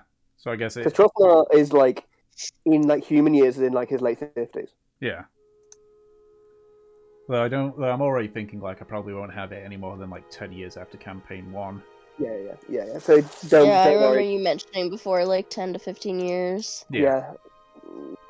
Don't come to any conclusions now. Then give yourself more options for campaign 2. Yeah. Right. I mean, that's if I decide to even use Sun Sriracha. If I don't decide to use Sun Sriracha for campaign 2, or yeah, if I'm 100% certain I'm not going to use it, then I'll say something. Otherwise, assume that I either will be using it or I'm not too sure if I'm going to use it. Okay. Also, I guess I imagine she won't show up in campaign 2, but because she was mentioned a bunch and she mentioned as like going rogue, what's Lucia Flintspark up to? She. What would have happened if the campaign would have continued is she actually would have approached Trofnar, asking for help in regards to helping against, you know, Vesper. But I'm not going to go any further beyond that because, like, she's tied in with Sun Sriracha, and if I use it, then, you know. Okay. Yeah. I was wondering if she like was even still alive or anything like that, or like she's still alive. Yeah, I can say at the very least she's still alive. Okay, cool. Just wondering. Nice. All right. I'm out of questions, I believe. Unless Andrew has any more, I think it's Peach's go, isn't it? Yep. Peach or Dom to take the stage. Peach was next. Yep. I mean, with the majority, though, I think I know who's going to be asking the majority. Yeah? Yeah. I don't know why you'd think that. Like, I don't know why you'd make that assumption. I don't know. Maybe if you had an AU in regards to Kimura. Anyways. So, where to begin? Shadow Phoenix. Yep. What's up? Fucking love What Shadow happened? Phoenix. What happened to the Shadow Phoenix? She was badass. She continued her quest against the Bilges. Nice. Did the Bilges ever figure out what the fuck happened? Or the Riptides, I guess. The Riptide, you mean like... No. So No. The Bilges accused the Riptides of having the Shadow Phoenix, you know, as part of their crew because, you know, Mm-hmm. the Riptides send their regards and then all of a sudden someone gets burnt by the Shadow Phoenix. She's so cool. But the, essentially she continued on with her quest to destroy the Bilges, and then she... I love how we supported this woman. If circumstances had been different and Raimi had continued onward, the Shadow Phoenix would have played a bigger role. Yeah. Because the Shadow Phoenix was actually one of Raimi's friends. Mm-hmm. But obviously, that didn't turn out very quickly. But I like the idea I had written up for it, so I just kept that part at the very least. Who was Raimi again? Yeah. Raimi was Emma. Oh, right. I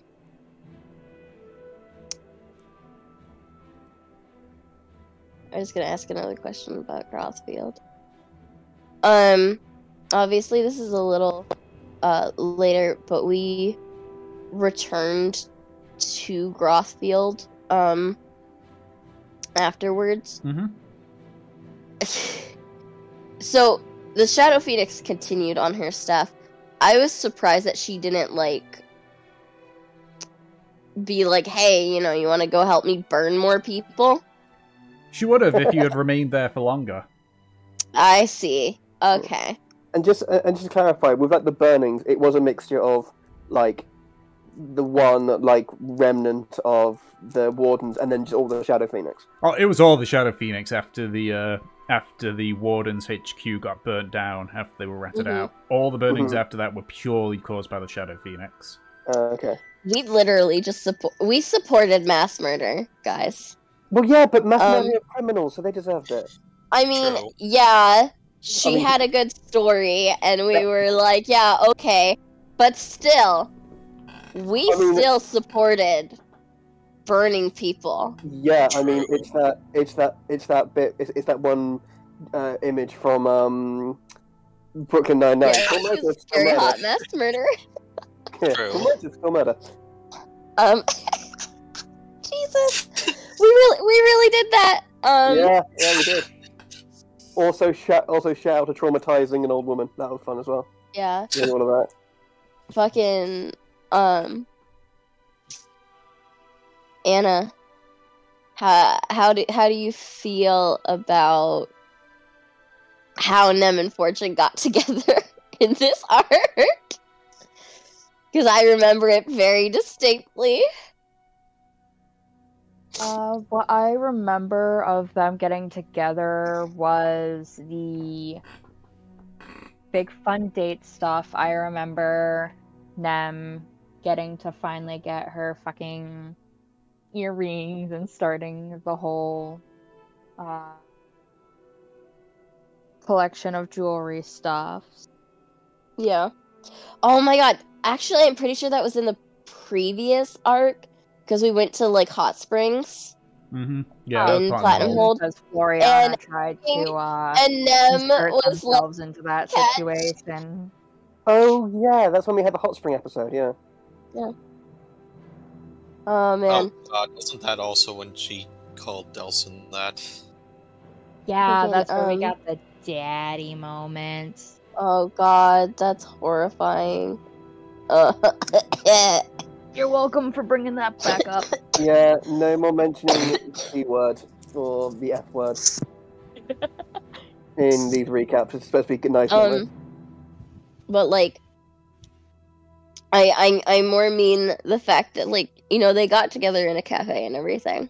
But it's more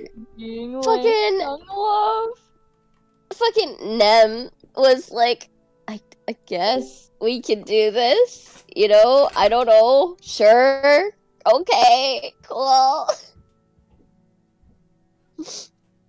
Fortune's just fucking lost, staring into Nemesis, just as blank as her eyes because they got fucking weird ass eyes. They got no pupils. They both said no pupil, which is really funny because I'm pretty sure that most of the time when you draw Nem, she has pupils. Yeah, I always thought. Canonically, she does not have pupils. See, It's instinct to be like, oh yes, humanoid pupils. And then I'm like, oh yeah, Fortune, complete red eye. She has nothing.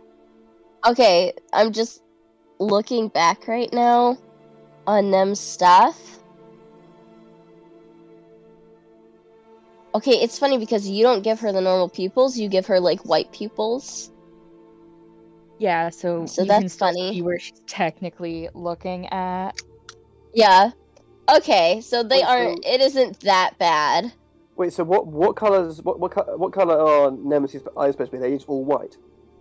No, Nemesis' eyes are your normal white and then normal, extremely light ass blue. Yeah, they're a really bright aqua. I would have said for any of you that play Flight Rising, they would be the original lightning color eyes, but none of you fuckers play the dragon breeding game. I did I for mean, a while. I do. Or I did too. Yeah, he played for a while. Yeah. Yeah, regular lightning colored eyes. But yeah, is Tom still gone? I was gonna ask more questions. I think he is. Okay, if that's the case, When I tried to make Nemesis and Fortune as Flight Rising Dragon, yeah. I'm gonna do that again.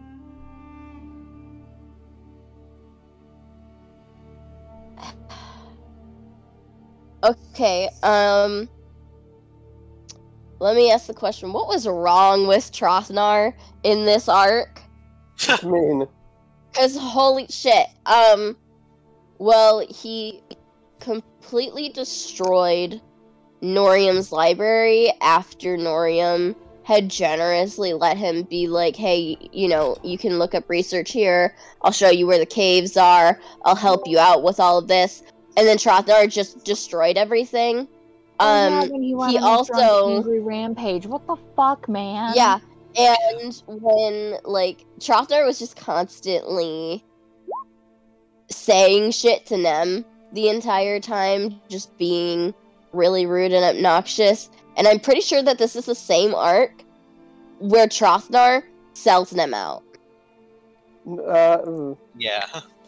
So This yeah, was- Trothnar, this entire, like, this arc in particular, Trothnar just completely spits in the face of everyone. This was prime asshole Trothnar moment. Yeah, You this want- was when Trothnar was at his peak assholery. do you want in character or out of character reasons for this? Both.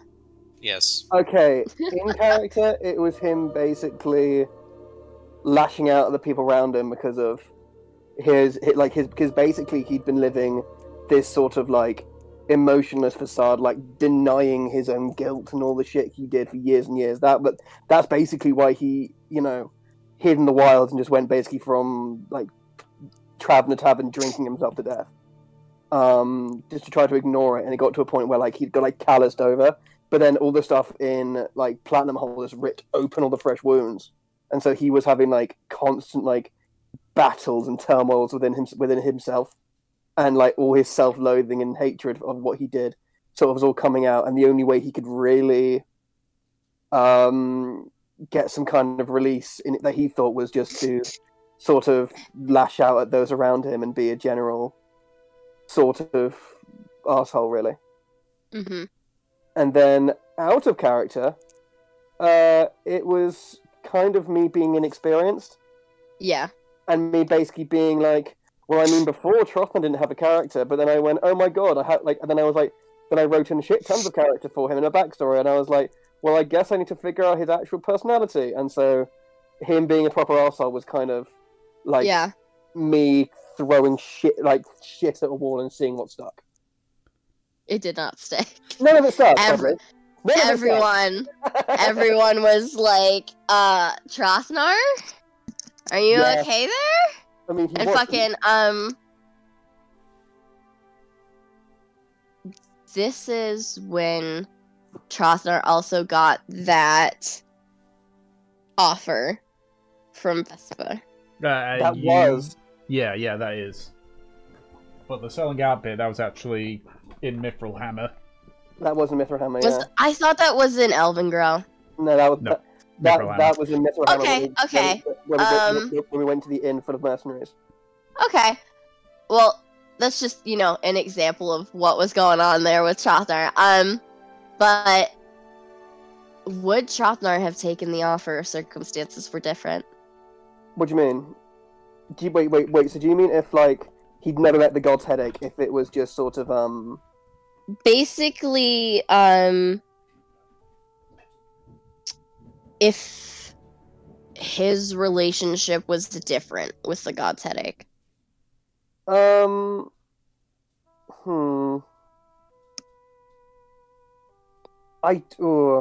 Do you think he would have taken that offer? I think in a certain timeline, yes, he would have done. like if it was a case of he'd never met the god's headache, or you guys never bumped into him in that tavern in Pterodon's Crossing, and if somehow Vesper or Lucia or someone figured out he was still alive, and they said, hey, Trothnarg Glowhammer, look at you, despicable creature, come join us and get some shred of redemption to the man he used to be. He would have taken that. Yeah. I think if we never went to Platinum Hold, he would have thought about it a lot more. Mm-hmm. But I think with Platinum Hold, with everything he went through in Platinum Hold, he was firmly set on the course of, okay, my path in life isn't going back towards the darkness, like going back to the Wardens is the worst thing I could do. I would rather die 1,000 deaths than shake Vesper's hand, basically. At that point, but I think with God's Headache in the picture, he wouldn't have taken it, but depending on how things went out, he would have definitely given it more thought in different circumstances. But I think he would have said no. Okay. Although I reckon he would have said no and then maybe had thoughts of regretting that he said no at points. But because of Platinum Hold, he was firmly like, no, I'm not going back. Because of that moment, he was a firm no, fuck off. Okay. Yeah. Mm-hmm. So, Tom, I had questions for you. Yep. But now I need to review what they were. So, when we were in Almondale, I know that Nem met like rebels there. Yep. The revolution. Yeah, what was the plan for them? Because I felt like we were going to see them again when we freed Quan. So it was going to play a part in the conclusion of the Civil War arc, so I'll mention it on there for that one. Okay. And then I know that with Nem, there's kind of two parts to this. I want to know, for one, what was Natalia's opinion, let's say, after Nem revoked her title? The ungrateful bitch. The ungrateful bitch? Yeah. Oh my god. That's I don't think I need to say anything more other than that for that particular one. Holy shit. She was so funny. furious. Yeah? Yeah, I feel like she's the kind of person who, like, denying the family name would be the worst thing you could possibly do. Yeah, I mean, she was also a little bit oblivious as well, because it's like, how dare she do this? I've given her all this, and this is how she repays me, yada, yada, yada. Yeah. She's one of them, okay. Holy fuck. I took you in, I put a roof over your head. You're my mom. I kept you fed. I had you did the bare minimum. I had a member of staff change your nappies. Yeah. You tossed bugs on me. I can't imagine Natalia ever touching her children. Absolutely not. Never. See, I don't think she'd even breastfeed. I think she'd get a wet nurse. Yeah. So, God, that's funny. And then on the other side of the coin, and obviously this is a little bit more detail. What was Quan's opinion of it? And he had mentioned, talking to them, that he was going to bring her back to the Paladins of Tyr. What did he mean by that, and was it an empty threat? It wasn't an empty threat. He fully intended to bring Nemesis back to answer for her crime of desertion. With the announcement of her rescinding her name, I mean, Quan, I mean, I did give you the letter that Quan had written out. He had no love for the fallow name. He couldn't care less about it. He had the similar standpoint that Arlene did. How Arlene, like how when Nemesis tried to flex, like, oh, I'm Nemesis Fallow, I'm head of the Fallow family. You know, Arlene's got the whole, great, and you're also inexperienced, you don't know shit, and I'm your teacher, so shut up and get learning. Yeah. Quan was of a similar opinion. Yeah. Like, he respected the Fallow name, as, you know, anyone would, because it is one of the major noble families, but also didn't weigh heavily on it because he, it was mentioned in the letter, but Quan himself is a former noble. He is from a noble family that technically has died out around the time that that Nemesis was born, called the Alpine family. I mean, what I more mean about that is, like, I'm sure that for a lot of Nem and Quan's history together, I've said before that Nem is very much like Natalia. In what way? And so, what do you mean in what way? Do you remember Nem in the first arc? Do you? Oh yeah, that's fair. Yeah. Fucking... I more mean, like, his opinion of her growth. And arguably becoming more like him. Mm-hmm. In fact, I even thought about, like, what Natalia might have said to Quan when she told him to, like, go look for her after she ran away. I was thinking, like, Natalia was probably like, look at that, she takes after you. She is her mother's daughter, yeah. Fucking... Aw, man. I thought about that so much. Yeah, as I say, with because Quan himself, you know, lost his noble title not by rescinding it, by simply due to his line ending and then him fleeing and such. He sort of understood, and again, like, duty, fatherly instinct stuff. Like, he obviously felt that she would be better with a noble, you know, name, but also, like, he wasn't about to step in and say, no, you should stay as a Fallow. Again, you should be a Fallow. You should be a noble. Nem would have immediately looked at him and like, what the fuck? It's like the fucking... Are you on crack? Like the fucking Sorting Hat. Not Slytherin, eh? Yeah. Oh, Nem would totally be a fucking Slytherin. Okay, tell you what. Everyone, their characters in Harry Potter houses, go. Delson's either a Ravenclaw or Hufflepuff. Yeah, Nem's most certainly a Slytherin. I think Slytherin? I think Trothna would be in Slytherin, but desperately wants to be in Gryffindor.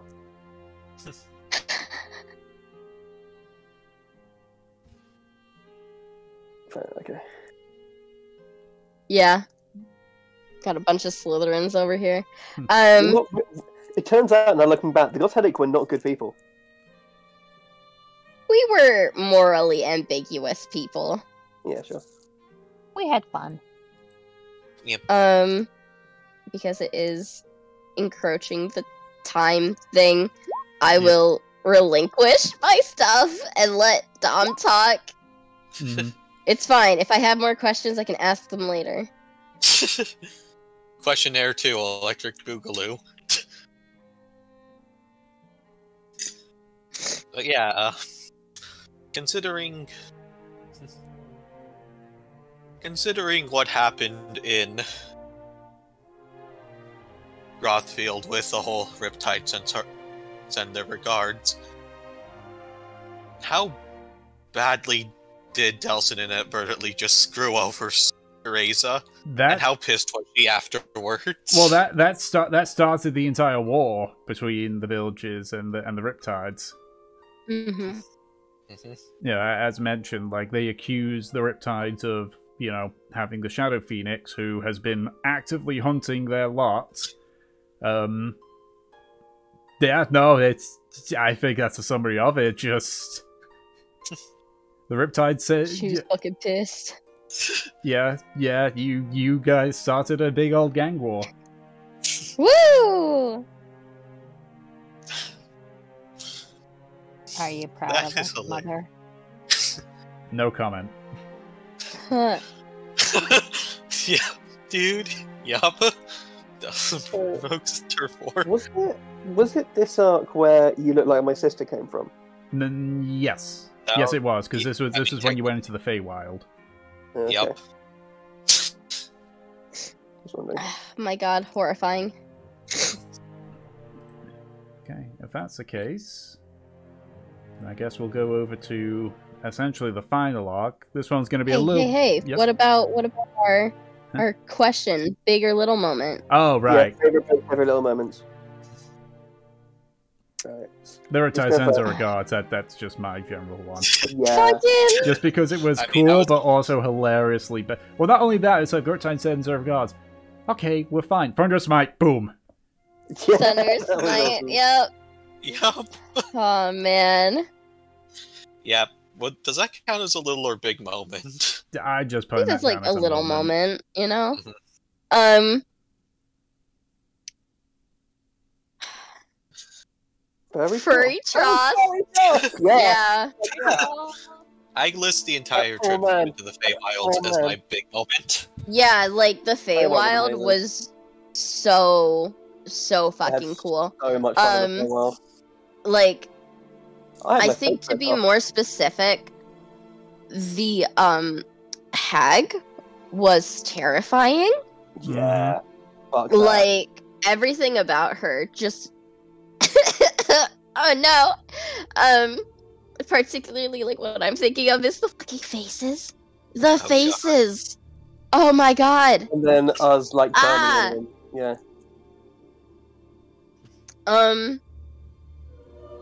Freaking obviously Nem and Fortune officially got together. That was really good. 100%. Just like finally. Little moment.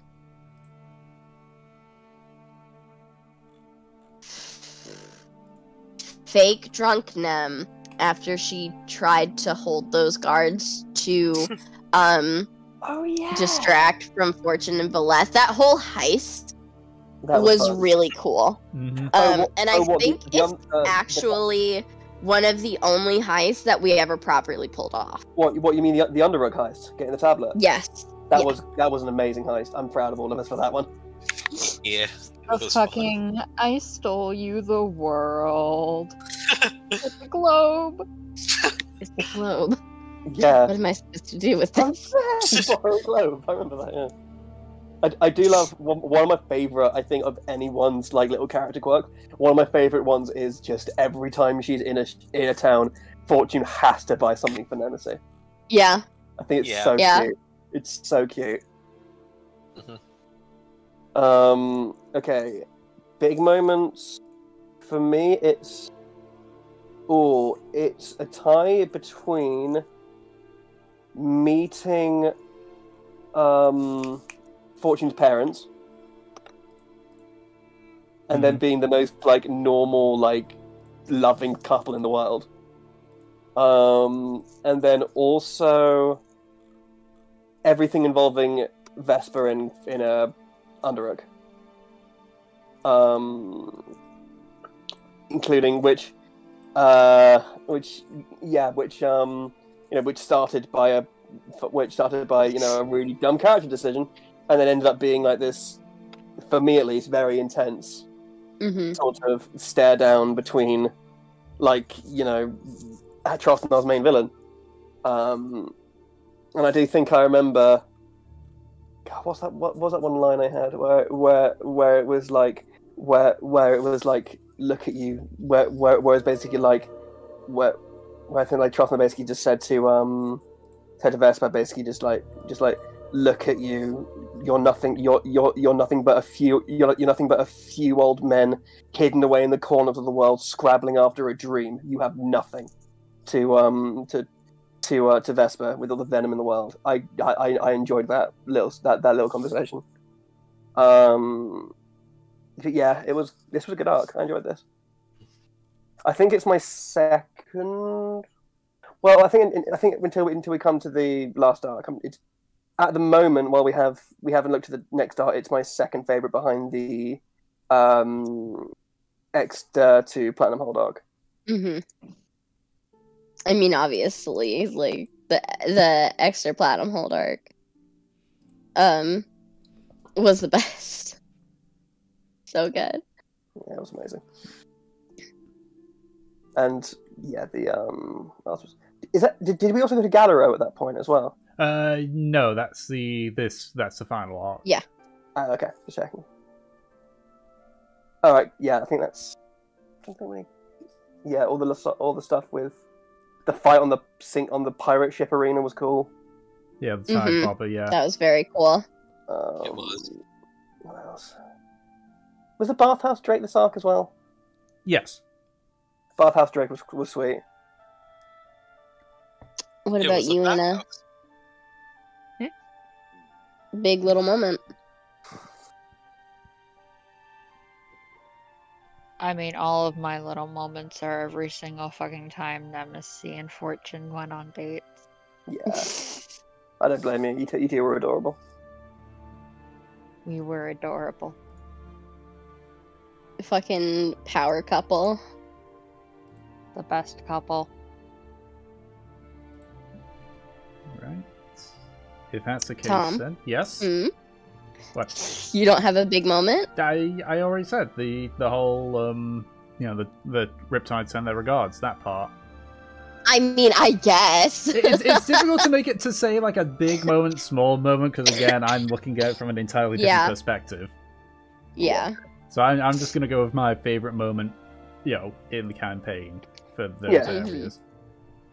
Okay, so this is gonna be a little bit different because it's gonna be sort of split into two, where we're gonna go over the arc up until the final session, and then I'm going to, and then after we've had a few questions on that, I'll say what I had envisioned for the end of that arc. Then more questions in regards to that, and then we'll wrap up with the what happens after bit, and then with what's left, we can just be more general questions. So, while the party adventured around Ansor, the Fallows plotted, and through an assassination, Natalia Fallow had become Queen of Jurhan. At this point, the noble families of Jurhan fractured, and civil war was brewing. So this is covering basically the journey up to Mithril and concluding with the final session that we had. So I guess we'll see who. So I guess we'll roll to see who goes first. At this point now, it's just who starts the question off. Ah! Why are my rolls so bad? Yeah. Good, fuck you. Nathaniel. Oh, Nate, I'm coming for you. She's gonna go for the jugular. I've got shit for you. She coming with the hammer? Is creation even his real name?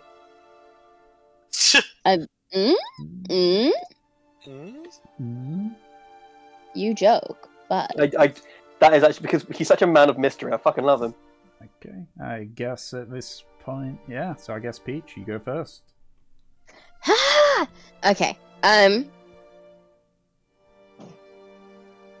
Oh man. Delson. I know that this was part of the previous arc, but I just wanted to ask, why did you think it was a good idea to tell someone that they looked like your sister?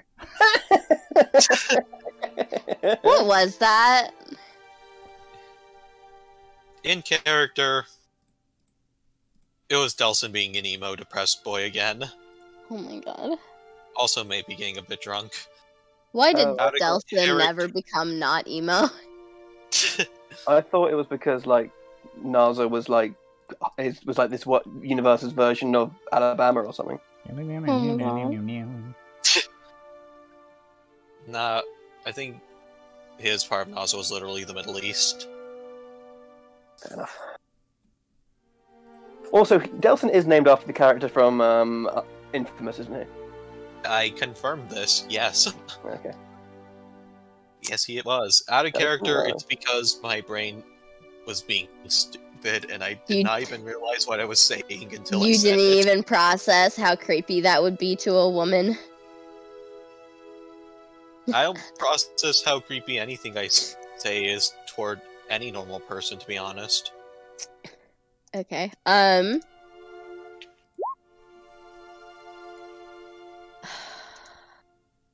My brain has evacuated. Not that I had one in the first place today, because I'm just reviewing everything that we did in this arc. Like,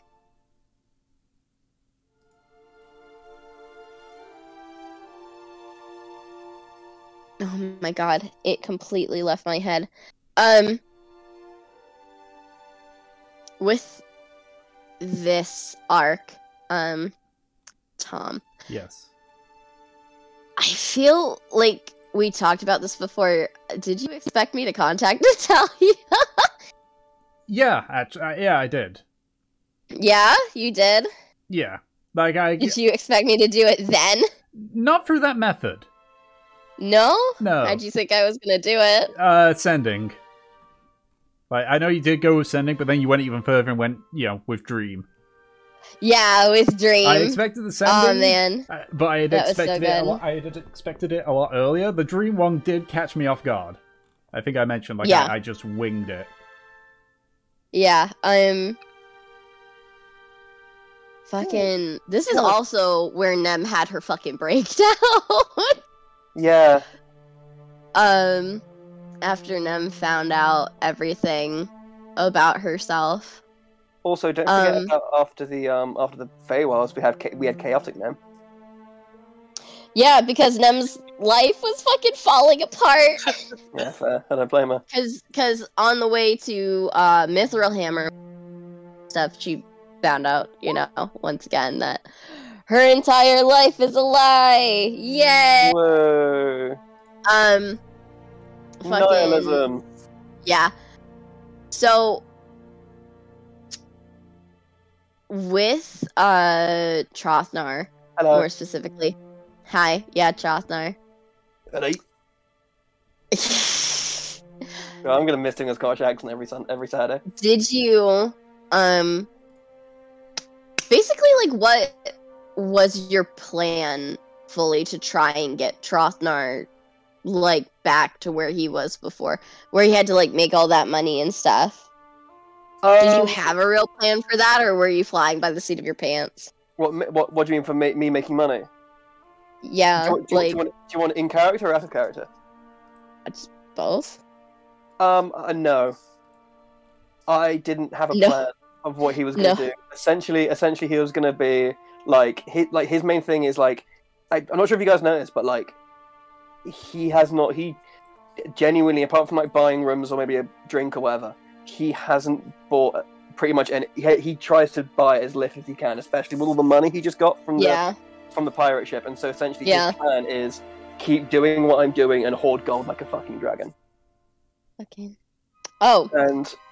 And I think, and also hopefully, and also, but to be fair, the big thing he had planned was the brewery. Yeah. Was building the brewery and making that into a big business and try to make that almost like a fucking like corporate empire, trying to make that into like a big thing of like, okay, getting orders from all these different places. Which, I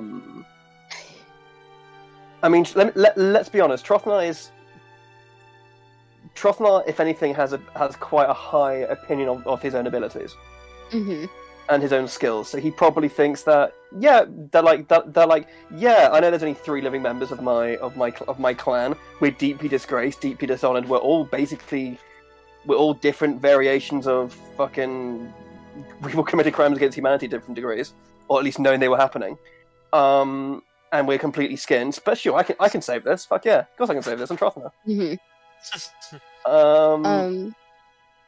And so yeah, his plan was sort of try to make as much fucking money he can with the brewery, and then hopefully make enough money through adventuring and doing stuff like that to make some money, and B, get his reputation back up.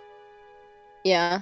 But also, the big thing for his reputation, getting that back in good books, was taking down Vesper, trying to take down Vesper, and trying to stop him fighting Sun Shiraksha. That was going to be his big mission of, okay, I do that, I absolve my own sins, and get a bit of glory for Clan Glowhammer.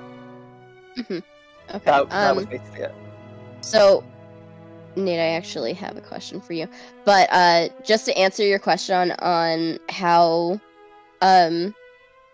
we decided our names, I know for Nem, I said before that, for one, if you couldn't tell, Nem's appearance is meant to be very Grecian, like European.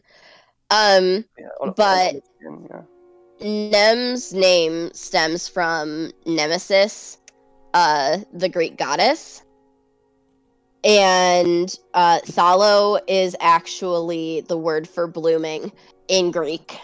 Nice. And then fucking what's Greek for blooming onion? Norium's name. Nori's a fucking seaweed. Is it? No. Okay. I mean, yes, Nori is a seaweed, but specifically, Norium is a chemical compound. Okay. Yeah. It's what does it do? It is a medication meant to like improve blood flow. Oh, okay. Yeah. For me, I got Trothna basically out of nowhere. I sort of when I was making my character, okay, he's okay, so he's gonna be a dwarf. Dwarves' names are always quite sort of hardy and with like heavy consonants and like crunchy sounding vowels and stuff like that. And so I was kind of like experimenting with like sort of basing off like Norse names in a way. So I was like Ingvar, Grunir, Trothna, that'll do. Yeah. Trothna. Yeah. And then Glowhammer, I was like, it sounds dwarvish. Nice. But yeah, fucking... No real thought behind my stuff, must be said. Nate. I know that you basically started to talk about Gray's past. At least we theorize that it is indeed Gray's past, especially with Nem's insight that she had gotten previously. Did you ever plan afterwards for anything else? Like involving that?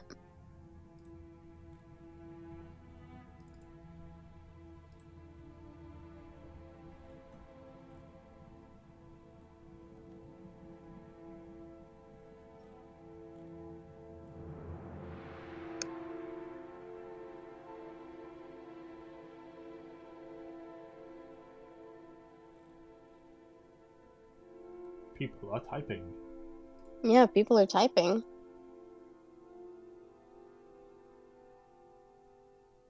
Also, did you guys like the story game?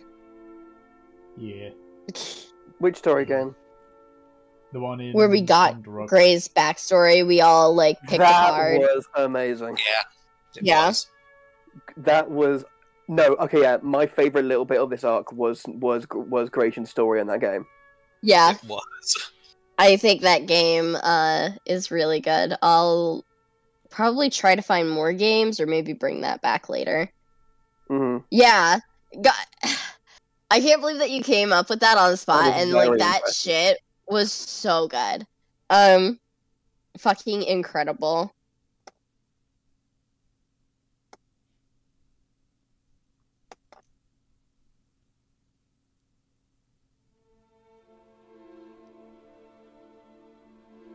More typey types.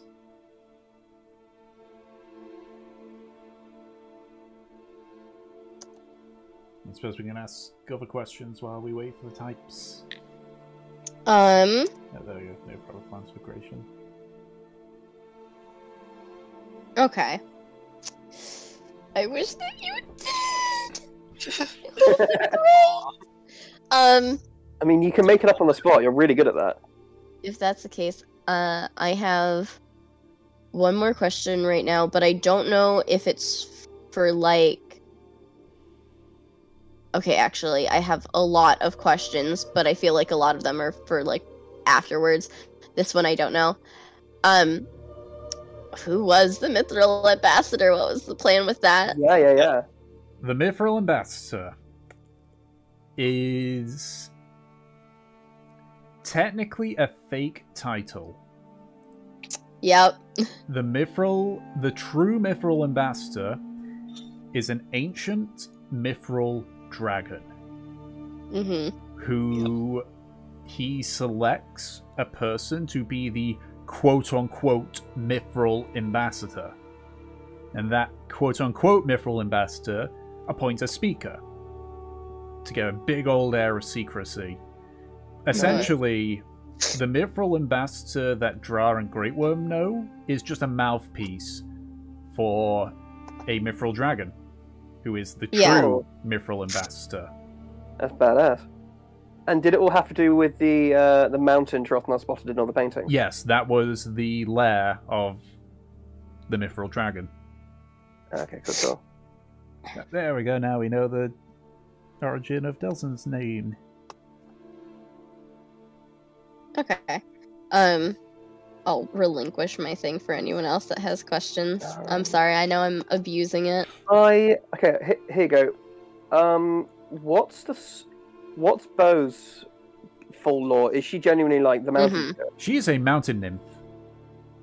Cute. Oh my god! So she was magic. Nice. I love her. Dragonborn Paul Heyman, yeah. She is a mountain nymph that lives on that mountain.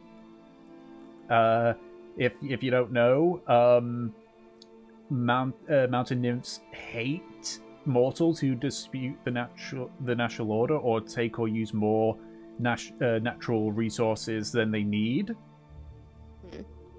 But the thing is a mountain nymph is only a challenge ranking of 6. There was no way she could take on that dragon. Right. Yeah. But that also means that we could have beat, us as a group could have beaten the shit out of her. Yes. Why would we? Why? I don't know. She seemed nice. She was lovely, yeah. Just saying, in a parallel universe where we're all murder hobos. Yeah, essentially, she lives within that mountain, and the dragon was carving it out, so you did her a favor. Hell yeah. Yeah. And so she was like, hey, here's a really nice cave and a sweet bow. Yeah, here's a place where you can rest, and here is my bow. She was cool. Bo's bow. So would she have been pissed off if we took some of the dragon's hoard? No, because it wasn't part of the mountain. It wasn't, one, it wasn't natural, and 2, it wasn't part of her mountain.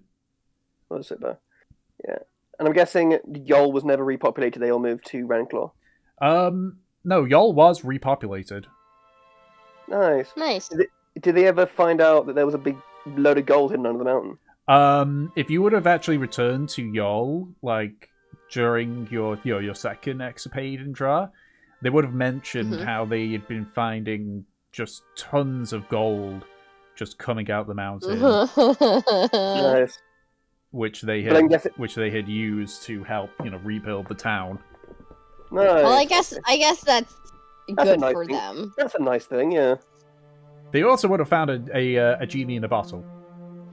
Uh-oh. A what? What? Yeah. What?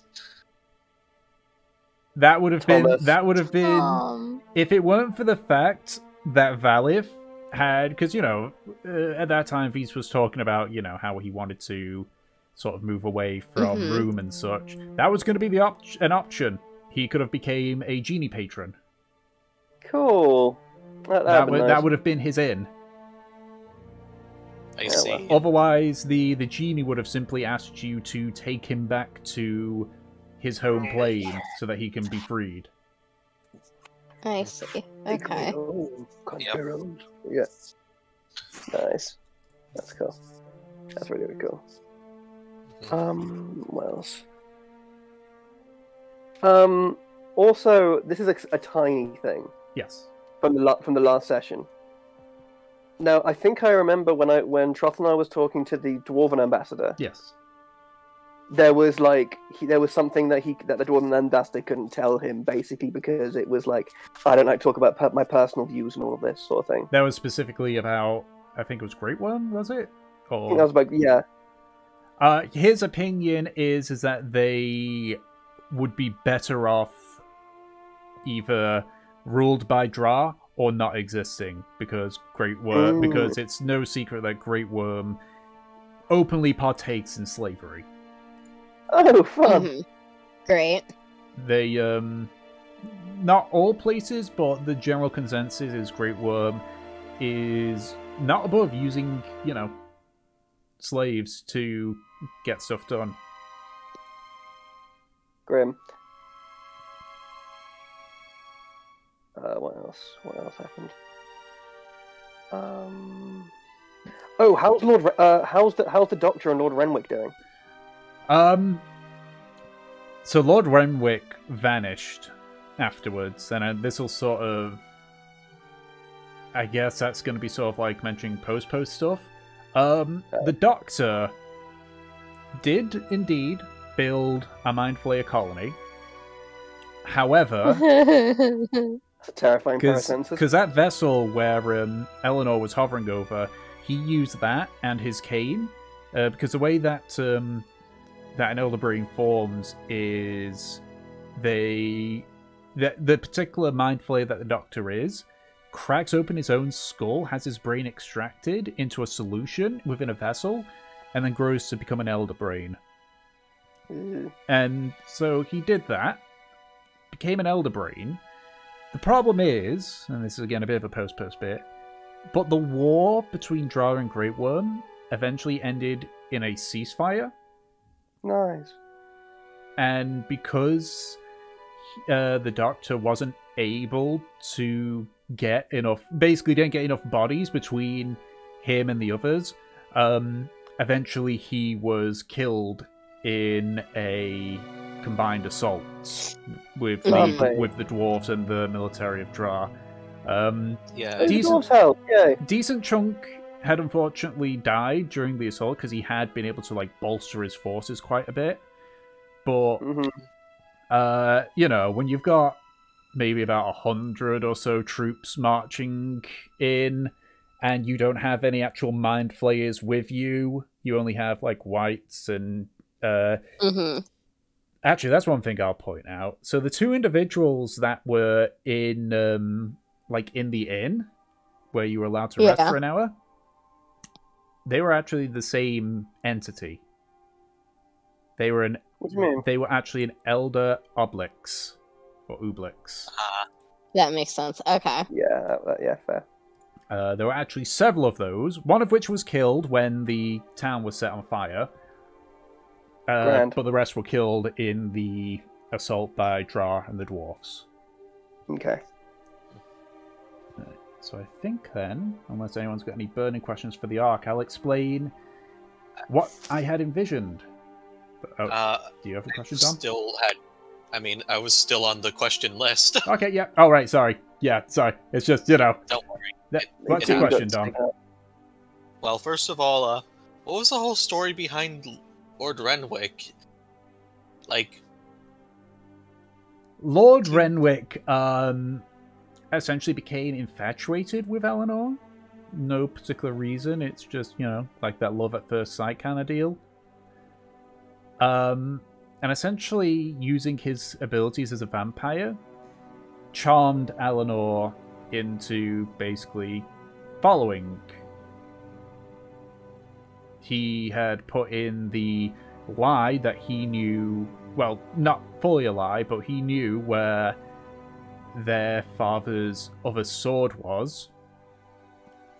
And when they got to the safety of the castle, that's when he captured her and went through the process of trying to turn her into something akin to a vampire.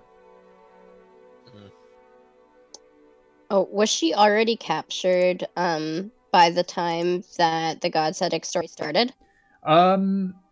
No. She Okay. was captured. She was still traveling with Renwick. It was about the time that you guys got to Groffield that was roughly the point where she had been captured. I see. Because if you would have convinced, I keep forgetting her name, the pirate lady. She would have she would have actually mentioned that she had spotted them about a month ago. I see. Okay. Continue, Dom. Spotted them about a month ago going into draw, but haven't seen them come out. Okay, so there was that question answered, and the other one I was wondering is because you made the full story of Draw and Great Worm, what was the truth in what actually happened? I like to leave it up to interpretation. There is no right answer. Yeah. No one's in the right here as well. Mm-hmm. Regardless on who said what, at the end of the day, the actions still caused it. Like, regardless of which story you believe in, it still has the same outcome.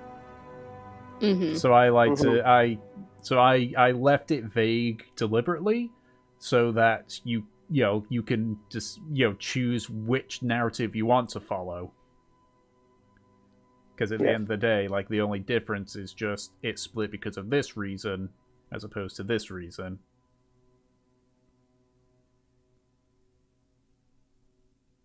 Right. So, Okay. if that's the case, if there's no further questions, as we go into the last hour, I will first go over what I had envisioned for the end of the arc. So, the Mithril Ambassador part of things was a side story, so it's not the central part of it, so I won't go into details about what would have happened there. But eventually, what would have accumulated is you would have gotten information that Delcross was on the verge of being under siege, and also were given the conditions required to allow for the dwarfs to fully step in as an actual standing army as opposed to volunteers, being a way to secure Gold Chisel, either by securing one of its flanks or finding some way to keep it safe. What was intended, given based on what you guys were wanted, is that you would head to Ulmendow to have your quest of freeing Quan. And during that, the revolution would have started in full force. It would have probably involved street-to-street fighting, but the majority of your actions would take place within the Paladin headquarters, as various Paladins defected to join Quan, while others still, stood to fight again, on the side of Vesperlin. Eventually, with Ulmendow taken over, minus those within the Gilded Circle who would surrender about a week or so later as their supplies dwindled out, the dwarves would have sallied forth and aided in the defense of Delcross from Platinum Hold and begin to push towards Jurhan itself. It would have all accumulated with a final assault onto Jurhan, in which the God's Headache, what Paladins had sided with Quan, would go aboard the airship, land at one of the palace gardens, and continue the rest of the way to the throne room to arrest or kill Natalia Fallow. During the assault, Quan would split apart from the party, taking his paladins with him, to try and rally other paladins to his cause, leaving the God's Headache and Rogan to proceed towards the throne room themselves. What would have met you right before the throne room would have been Luez, in which, just him by himself, in which either the God's Headache and Rogan would have taken him out, or Rogan would have, attacked Luez and essentially allowed you all to proceed to the final fight while he took on his brother alone. This would then accumulate in a final showdown against Natalia, Vespelin, the Royal Archmage, and several guards, which would have resulted in Natalia and Vespelin either dead or captured. Rogan would have survived his battle with Luez, but just barely, taking several injuries. But despite this, Rogan would basically declare himself the king of Jurhan and begin to attempt to bring the war between Jurhan and the Gilgamesh Horde to an end before pulling some much required reforms of the Jurhanian system. And that was how the arc was going to end. So I imagine there's a lot of questions people might have in regards to all that stuff. So go ahead, shoot, Sam. I've got body armor on. How quick would it have been if the entire God's Headache just ganged up on Luez? Luez was the equivalent of a 9th level fighter. Okay. But so was Rogan. Luez was a champion subclass, whereas Luez was a battle master. And Luez was far more heavily armored than the others. So you probably would have killed him pretty quickly, but his AC was about 20 as well. Yeah. Hard to hit his num. Fucking. Would Rogan have ever told Norium the truth? Not by himself. Not by himself. He essentially would have needed to have been convinced to do so. Yeah.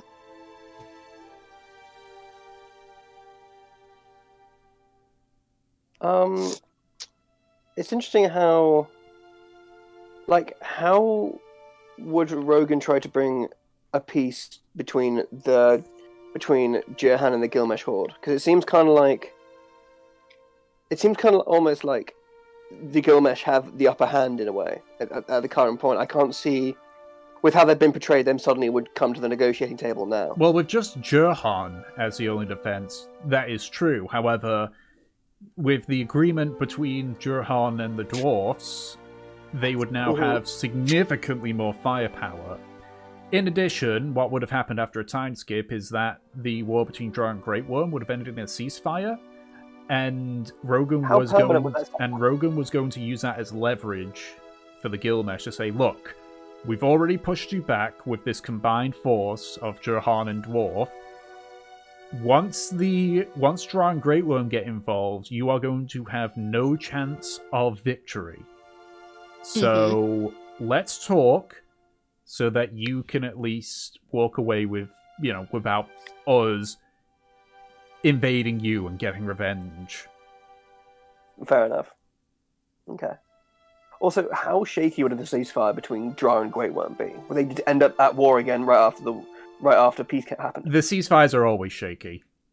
As was mentioned, Drow and Great Worm continuously have a war like every generation. Okay.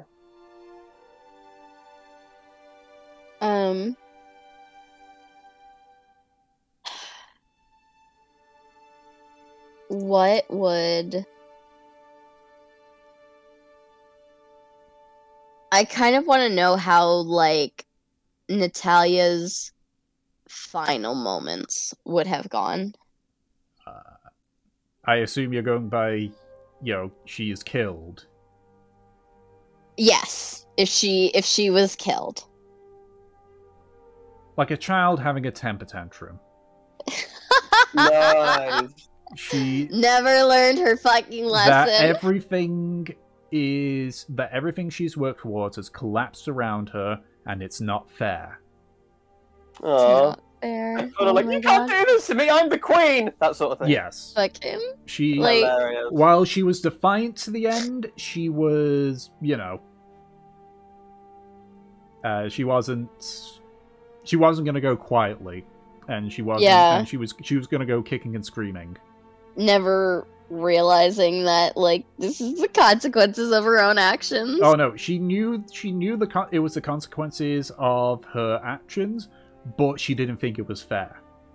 Yeah. She was there like, I gave birth to an angel. Why has my punishment been this? I've, Yeah. blessed the world with something great, kind of deal. I mean, considering, like, logically, it only takes a few seconds after all of this to realize, like, that Nem was probably born that way specifically to stop Natalia. That's a real point, yeah. Like Yeah. that's a reason why. Like- I'll say this, Because since obviously not Natalia, Nemesis obviously isn't involved in a campaign too. Jesus. The final arc would have been what Nemesis was turned into an ASM arc to try and deal with. Yeah. Not this arc, the arc that unfortunately won't be. Yeah. Alright. Fuck, does that mean that if Nemesis had left after this arc, she would have been punished? Potentially, it was a potential thing, but that's why I mentioned like, oh, Nemesis might come back for the final battle, kind of deal. Mm-hmm. Yeah. Okay. With the Siege of Ulmendow, Yes. was it planning to be something similar to what we did when we went to save Delson's sister? With, like, all the people, like, attacking Yes. and fighting one another in the streets, and oh my god, that was so cool. Yeah, so I actually have it in my main plot notes in regards to it. Essentially, the battlefield would have been whoever was part of the revolution versus about 2,000 soldiers and 100 paladins. Oh my god. God damn. Which would have outnumbered, which means they would have outnumbered the soldiers 10-1, but Yeah. they would have said, that's if everyone got involved, but best estimates, it's likely it's only going to be 3-1. Yeah. If that, yeah. And then again with Quan, I know that Nem was probably gonna take the fucking letter. Yeah. Anyways, like right after the siege. Mhm. I feel like Nem would have taken it and basically been like, I've waited too fucking long. And the least this fucking prick can do is give me an answer for what's in my life. Yeah. So what Quan would have done is he would have located the scroll, because he had actually written it on it twice, and with the letter itself, you notice how... I noticed that, yeah. So the more faded one was obviously the first part of it, and then the second one was when he had came back and became Grand Paladin. He would have left it in the actual, the room where his office, and would have found an excuse to head to the graveyard to help with the dead. And He would have fled. He wouldn't have fled properly. Yeah, if, he just doesn't want to be there to see your reaction. Yeah, but if Nemesis had used sending, for example, to this desk one, all she would hear back is, "You know where I am, Nemesis." Oh my god. And if she had followed Quan to the graveyard, when they went to have their a little chat, because I assume they would have a little chat. Away from prying guys, he would have actually led her to the graves of his parents. That's so sad. Yeah. That's really sad. He would even, especially since he would even have said, I haven't visited them since the fire. Wow. Man. That's so fucking sad. Especially since I imagine that Nem, after finding that out, probably would have come at him with, like, again, like, going back to Natalia, like, that childishness. Mm-hmm. Righteous. So righteous. Of basically, like, how could you, like, do that? Like, to me, you're a fucking coward. Like, you left me with this horrible, awful woman, and you knew that she was awful. You knew that she was dangerous. And you just watched it happen.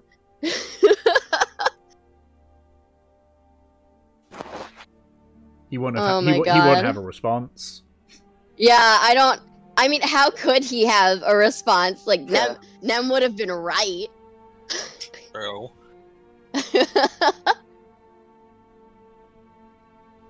Also, here's the letter if you guys want to read it. Oh yeah. Excuse the grammar and spelling mistakes. I'm an idiot. I'm dysgraphic. Oh my god, I just noticed what Nate said.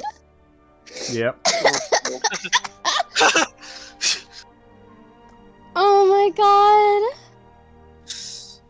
You guys I just read hate that? that. I hate that so much that, like, that may be a legitimate thing that Natalia has said. Not specifically, but, like, talking about, like, her womb, you know? Oh yeah, she has been really, like, Because she inadvertent. literally, she was, like, when she and Nem talked, she very clearly thought that she was the one that, like, gave Nem her divinity. Yeah, Mm-hmm. she really just seemed like if the Virgin Mary was a massive egotist. Yeah. Yeah. Okay. I'll give one little tidbit as well, just going back to the fight with Natalia. Because it's Mhm. like, you know, I said, oh yeah, you know, Natalia's a cleric. Yeah. Funny thing, Vespelin is also a paladin of conquest, like Nemesis. Yeah. Oh my god. Yeah. He also didn't use like a mace as such, he used a serrated longsword. Ugh. Which is an item which you guys could have gotten because it's I don't have it like as an actual thing, but I'll you know what, I'll just put it in the campaign notes. This is what Vespelin's weapon was. Sadist choice. Oh my god. Tendon? Yeah, if you had asked Quan for more information about Vespelin, it would have been summarized as, yeah, no, if I was given the choice, he would not be in the Paladins. That's horrific. I mean, technically that's... I remember talking to you, you know, Conquest, that's kind of what they do. Yeah. Like, they will take over things no matter if it's morally right or not. Yeah, which is sort of why Vespelin is a bit of a sadist, because he rules through like terrible actions. Yeah. He's got a serrated longsword as his choice of weapon. Mm-hmm. Oh, God, I mean, would that be doing bleeding or something? Essentially, yes. yeah. Like, that's fucked. That's super fucked. But also, it occurs to me that with that fight, Nemesis would have fulfilled her oath. Mm-hmm.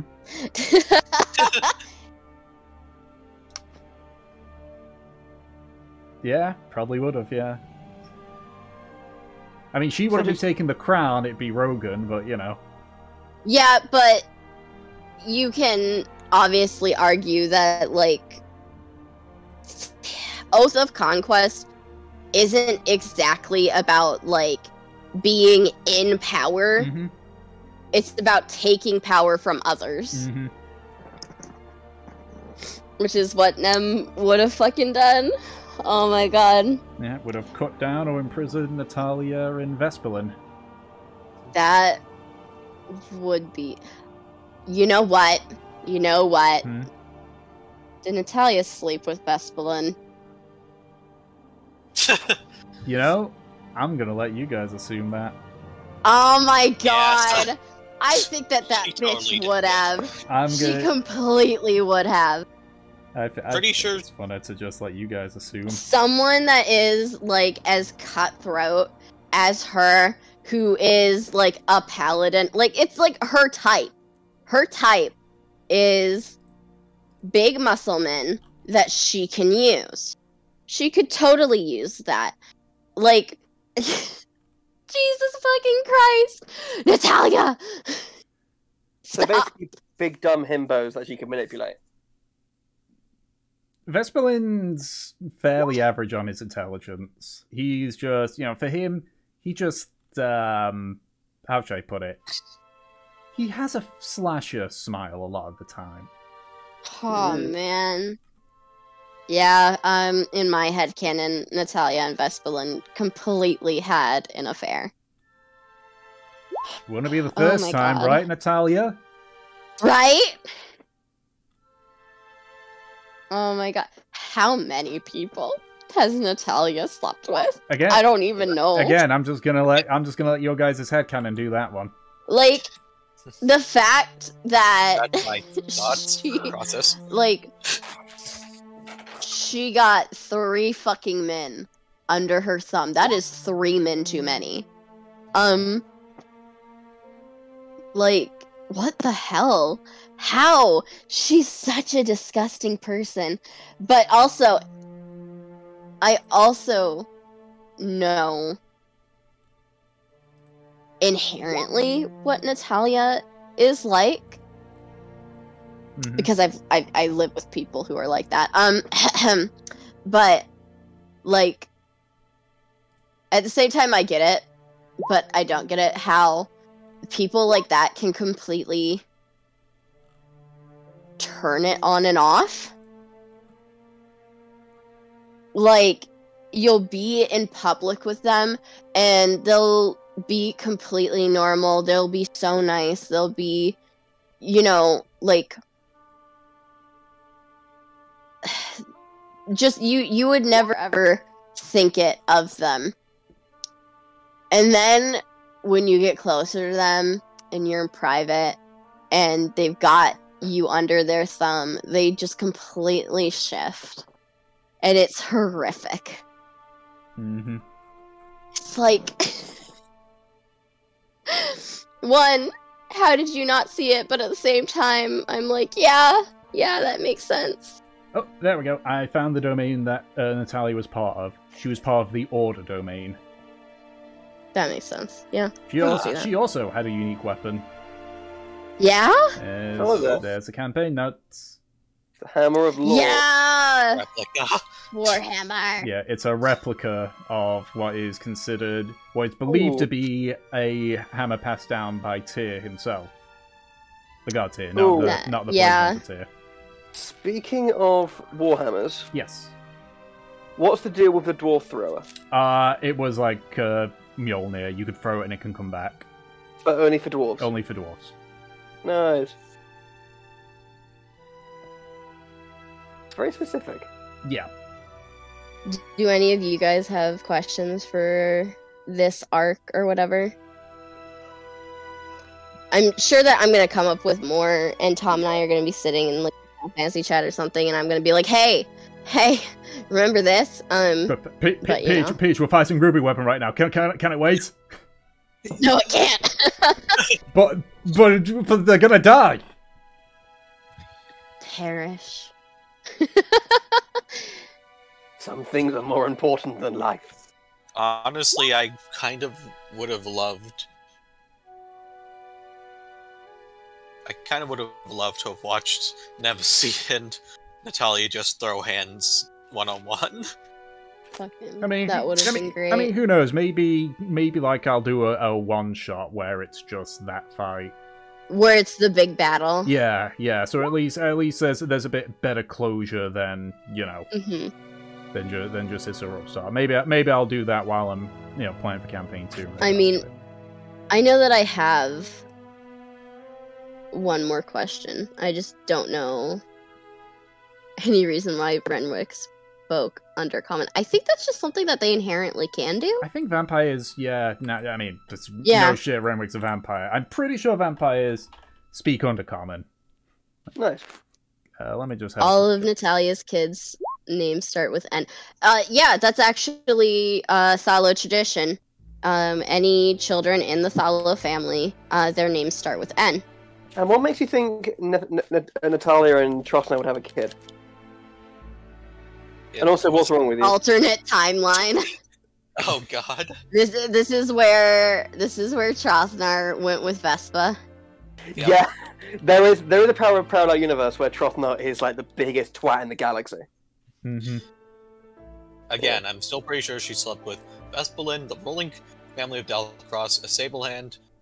Some people have competed in the Blood Pits. Yeah, I feel I Comic remember thinking about, like, man, what if she has a relationship with, like, whoever the nobleman of Dalcross is? Oh my god, that would be so fucking. Imagine how creepy it would be if it was like, okay, well done, you won the blood pits, you've conquered every champion, you are truly the champion of champions. Your reward is, it's not gold, it's not silver, it's not any treasure you could possibly dream of. It's one night of passion, or something like that. No. No. Ah, okay. Anyways, what I was gonna ask Yes. was, what happens to the God's Headache after? Well, if there's no questions in regards to it, so I believe I did mention, like, hey, if you got an ideal ending, let me know. Can't guarantee it'll be the full thing, but okay. Let me think. Who to start with? I got an idea. Roll. D20? Yes, roll d20. Okay. Fuck. Highest one, we get that conclusion. Well, I guess Delson and, I guess Dom and Nate need to roll again to see which one of them. Okay. To be fair, I feel like Nem and Fortune go hand in hand. Yeah. Which Yeah. technically Yeah. gave you a bit of an advantage, but it's fine. Alright, Delson first. Okay. So, Delson would spend some time afterwards trying to find a solution to Eleanor's situation. Speaking with his grandmother, the various Druid tribes. After about a year or so of this, however, Eleanor basically convinced Delson to go and live his own life. To actually have a family and such. And that she will find the answer on her own. Or she'll take advantage of it to take revenge on Renwick. While Delson wasn't able to obtain the blades of his father, he was able to locate them. Seemingly, where they had originated from. Ariel. This was during a visit there, it was discovered that they were a gift given to Naza, using special minerals that couldn't be basically replicated anywhere else. In fact, the party had seen this before with, well, not actually actively seen it, but one of the bounty hunters was from Ariel and had a blade similar like it. Deciding to keep them there with the promise of them to be kept safe, Delson returned back home to Naza, eventually marrying his main crush, Callan. For the remainder of his life, Delson alternated between raising a family and a farm, and going around and singing and writing stories of the God's Headache's adventure. Occasionally paying visits to the various individuals throughout. Eleanor, unfortunately, never appeared to have returned to Naza, though she did keep in touch with Delson, mostly with Delson's constant use of sending. But she never returned to Naza, stating that she had a objective, and she was going to follow it through to the end. Until eventually, while the sending spells came through, Delsa never received a response back. Gratian, well, this is a bit of a difficult one, given that Gratian is, not much in story, but Gratian continued onwards, pulled a few cons, took advantage of his reputation as a member of God's Headache to get some preferable treatment, until eventually he was outdone by an old familiar friend. Yeah! Hell yeah. Hell yeah. What commenced with several years of back and forth, a form of conning battle, so to speak, until eventually they wound up as partners in crime. Many people have still been swindled by these individuals, and currently their bounty combined sits at about 7,000 gold. Badass. Now, I assume that Fortune and Nemesis, you want yours both said at the same time, given how intertwined you two are. Yeah. After the end of the Civil War, Nemesis and Fortune decided to retire from this, thinking that most of their deeds have been done. Eventually, the two of them were married, and despite much grumbling and concern expressed, Quan was the one to was their priest. Nice. Their life was relatively quiet after that, though there were many occasions where Nemesis had to bail out Fortune through her many escapades. Eventually, Fortune's parents were also invited to live at Summerdale House alongside them, which they accepted only after they retired from their usual work. Quan and Nemesis' relationship was strained but relatively warm, often neither being able to forgive themselves for, well, Quan not being able to fully forgive himself for the secrets and the choices he had to make. Though Quan didn't live with them at Summerdale House, he did keep coming back, but his work in Ulmendau as the leader of the Grand Paladins required his attention. Nemesis was eventually brought before the Paladins, but it was decided as the previous order no longer exists, she had nothing to answer for. Lucky. Yeah. Lucky. Eventually, after several years, Fortune woke up to find Nemesis now with platinum blonde hair and normal blue eyes, as it seems that her angelic power had left her, leaving a fond goodbye from Ryoshin. Norium seemed mostly unaffected by this, admitting that he still had a few nightmares coming back every now and then, but seemed unaffected from all of it. Finally, we get to Trofnar. The reputation brought on by his actions at Jurhan brought people into the fold of Glowhammer. Through the use of several trade deals which he had sown, they were able to get a start on what they were told to achieve.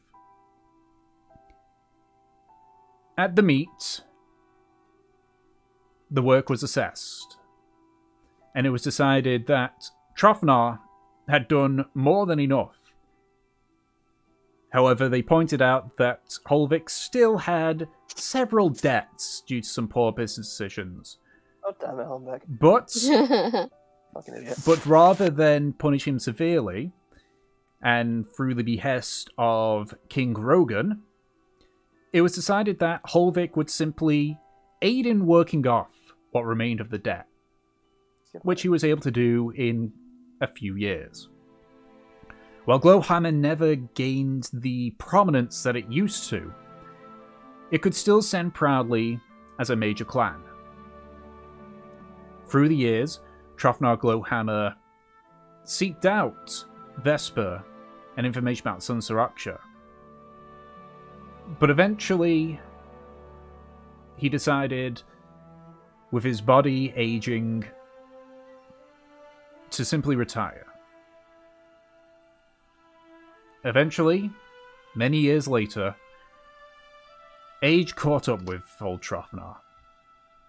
However, his death was with friends and new family. Oh. And the man who had had a hell of a century wandering about was able to sleep at peace. Give me a sound tearing up a bit now here. Yeah. And that's Yeah. is the tale God. of the god's head. Fuck. That is a tale of the god's headache. There's not a dry eye here, man. Yeah, this is rough. Nope. I thought I would keep it together, but so I have a few questions, and I know it's stupid to be asking it right after this. Mm-hmm. It's alright. But as I mentioned, like, this ended abruptly because of my mess up. Despite that, would you still want me to have a second campaign with you all? Fuck yeah. Yeah. Of course, man. Do it. Then I'm gonna ask one final question then. Just to, and then we can break down and cry. But I've mentioned before, I've debated on which area I want it to be. The jungle island nation of Kolmodak, or the desert continent of Arazar. Which one do you guys prefer? I know that two of you have mentioned Arazar already because of all the little islands around it. Mm-hmm. Yeah, Kalmordak. Jungle Islands. So you want jungle, so that's 2 for Arazar, 1 for Kolmodak.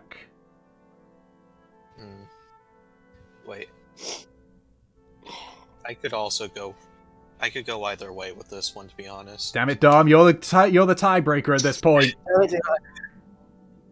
I want islands and pirates, okay? You can get it with both, it's just, do you want a desert with a bunch of smaller islands? Do you want something more akin to the Philippines or Indonesia? Indonesia. Indonesia is where you have larger islands, but there's less of them. Yeah.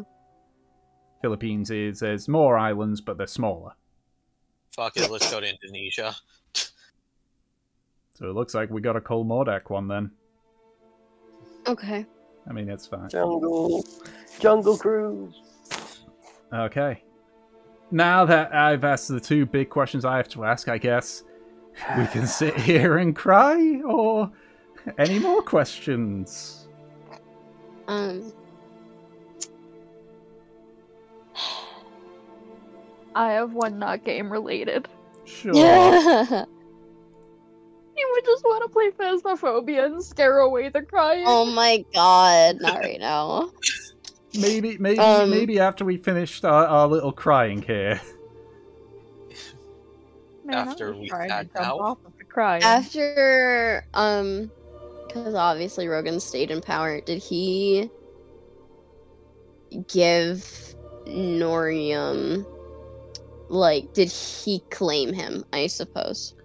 It would depend on if he was convinced to reveal the truth to Norium or not. Okay, so saying that he was. He would have.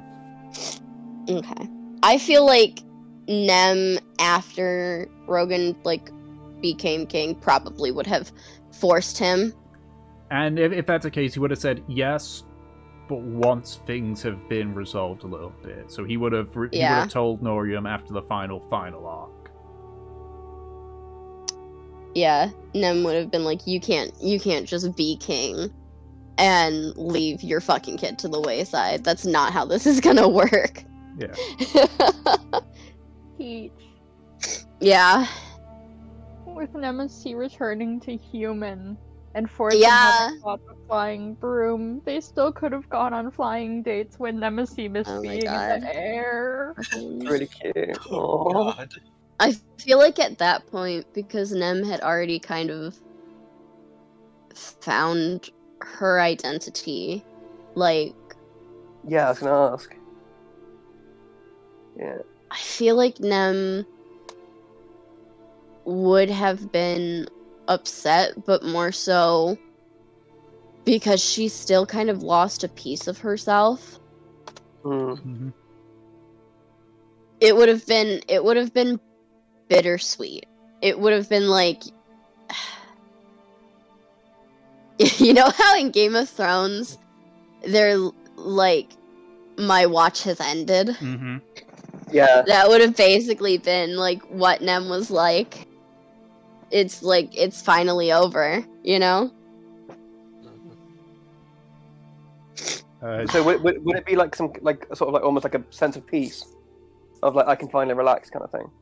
Yeah, like I don't have to do anything anymore. I don't have this weighing over me all the time. Yeah, I'm not beholden to someone else's will kind of thing. Yeah. But I also think that she would have been really upset because, like, what happens to Ryoshin then? Yeah. Ryoshin was basically returned back to the god that originally sent him. Yeah. And it's kind of also bittersweet that like Norium still gets nightmares, but like they don't affect him as much now. Yeah. Like, aw. Yeah. That's still the cutest reason to have like a guardian angel, by the way. I love that so much. Just basically like, hey gods, please make sure my brother has nice dreams, and like God's going, like your will be done. It's like, okay. It's so adorable. Fuck, man. You know Also- what? Actually, do we ever find out what Nori was doing?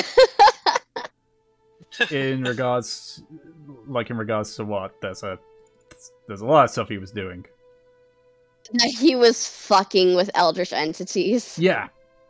It started with him following rumors.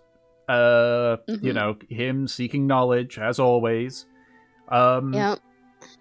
He basically stumbled upon something that would have allowed him to, like, it was eldritch, like, Yeah. an eldritch entity, but it wanted something in return. And Nori agreed, as, you know, because he thought that he could find a way around it. You know, he had extensively looked at it, which is turned out to more be the case, given that he was only getting night terrors. The eldritch being was never able to fully claim Nori throughout. But yeah, essentially he made a deal with an eldritch entity for extra knowledge. Yeah. And never a good idea. Yeah, and it's you know, this was I mean, Nori, regardless of like how down to earth Nori is, he's still a noble, he's still a fallow. Yeah. He's got a bit of an ego onto him still. It's just more in check. He definitely still thinks that, like, at the very least, he's the smartest person in his family. Yeah. And so in his ego, he was thinking, oh, okay, I know what these eldritch beings are about. There's, you know, an exchange that you have to make, but oh no, if I do this right, then I can take advantage without anything with that. Yeah. Which he somewhat did, but fucking Nori. See, I was right. I am the smartest person in the room. But it was more of a case of he essentially was given like knowledge, but he said that he needs, but with the intention of using it in a certain way. And when he does that, then the Eldritch thing would, claim him.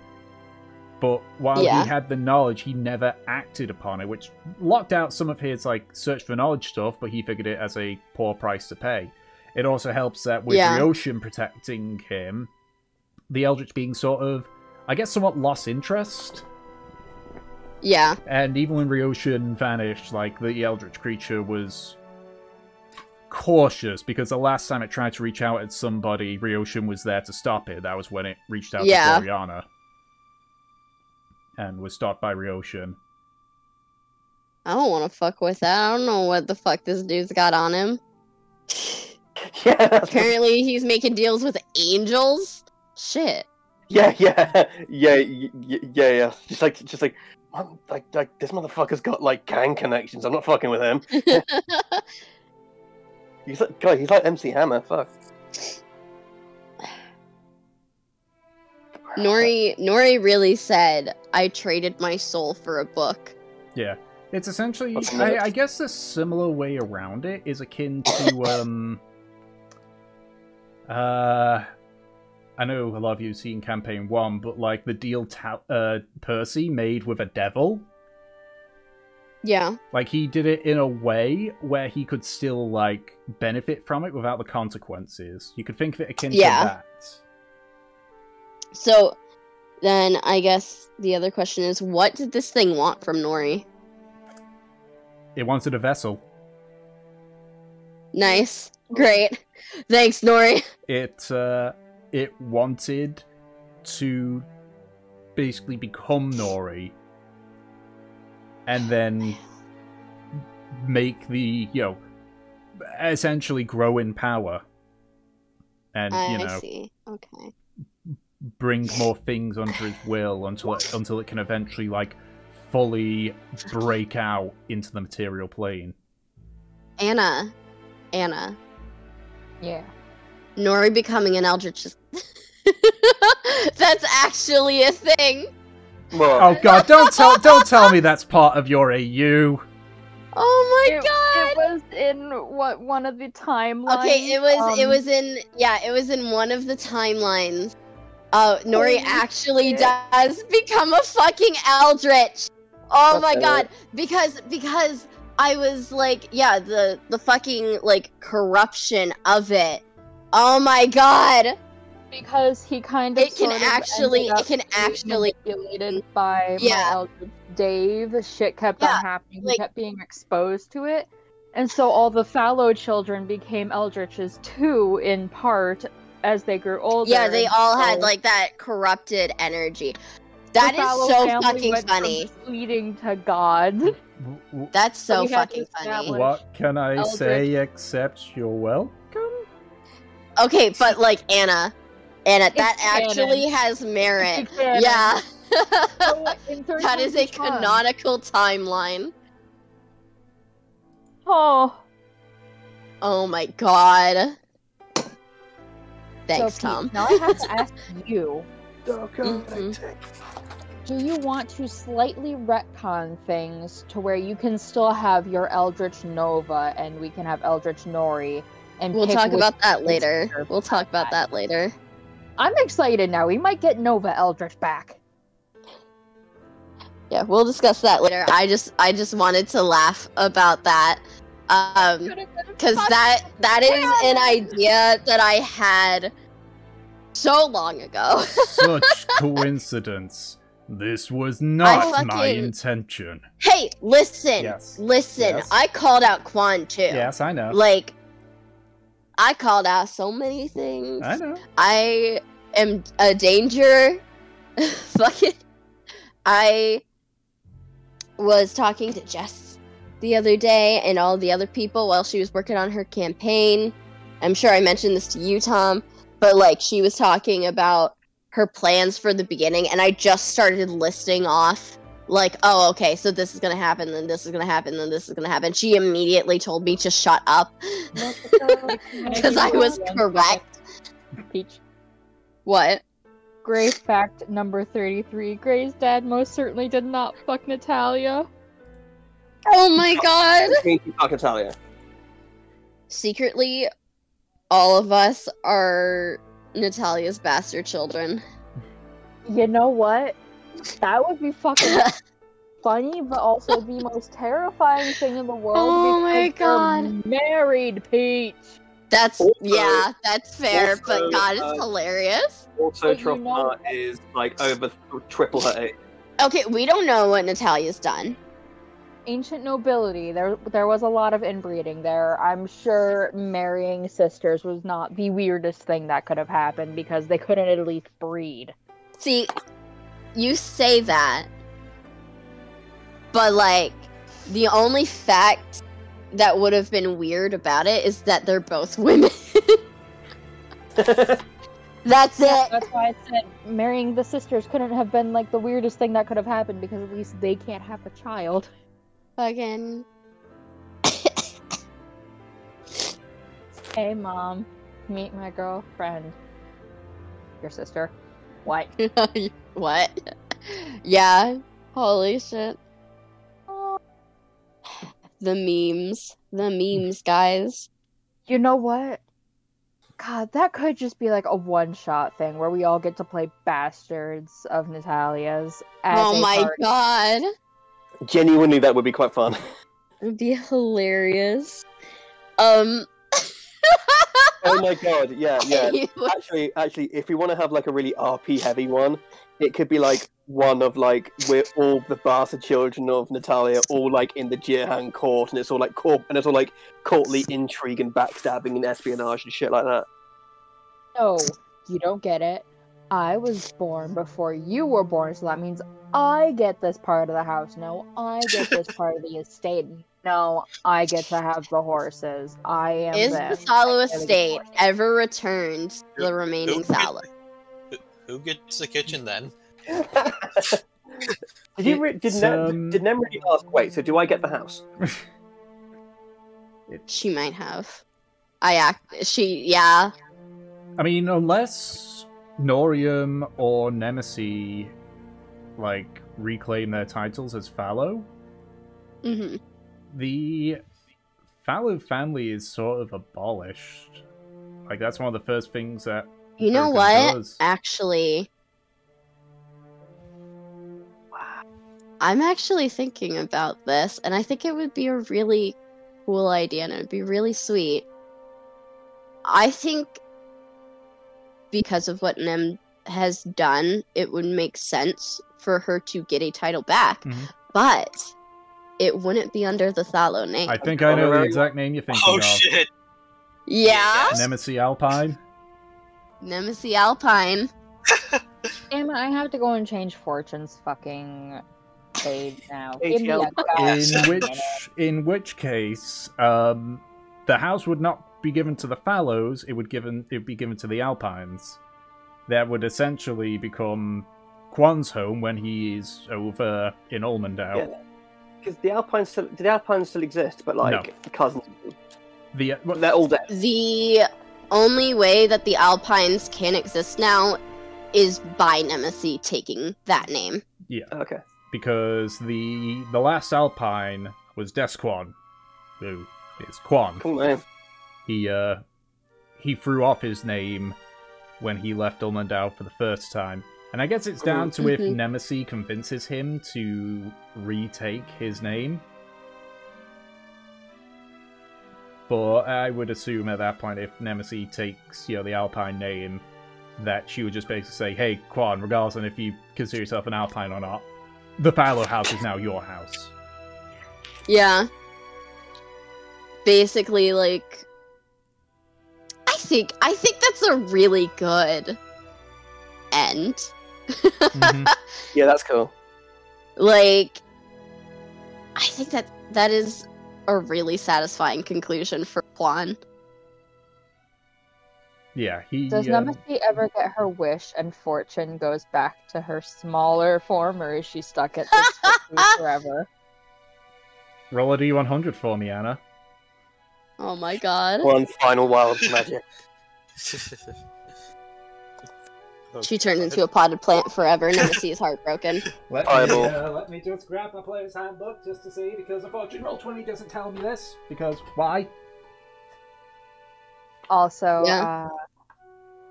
Peach, if you go to Fortune's page, it is now updated to be Katie, quote-unquote Fortune Alpine. Nice. See, isn't that such a nice conclusion? Let's see, 24. Yeah. It's very sweet. So you remain your size.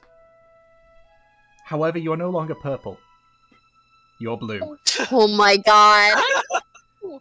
You turn a vibrant shade of What blue. is she? She's still a tiefling. Oh my She's god. just a blue skin tiefling now. 23 to 24. Your skin turns a vibrant shade of blue. A removed curse spell can end this effect. How long does Nemesis keep it? Oh god. For months, Fortune's just going around acting depressed, and Nemesis can't figure out what the fuck's going on, and You she's could just say like, that she's. You could say that turned she's. blue.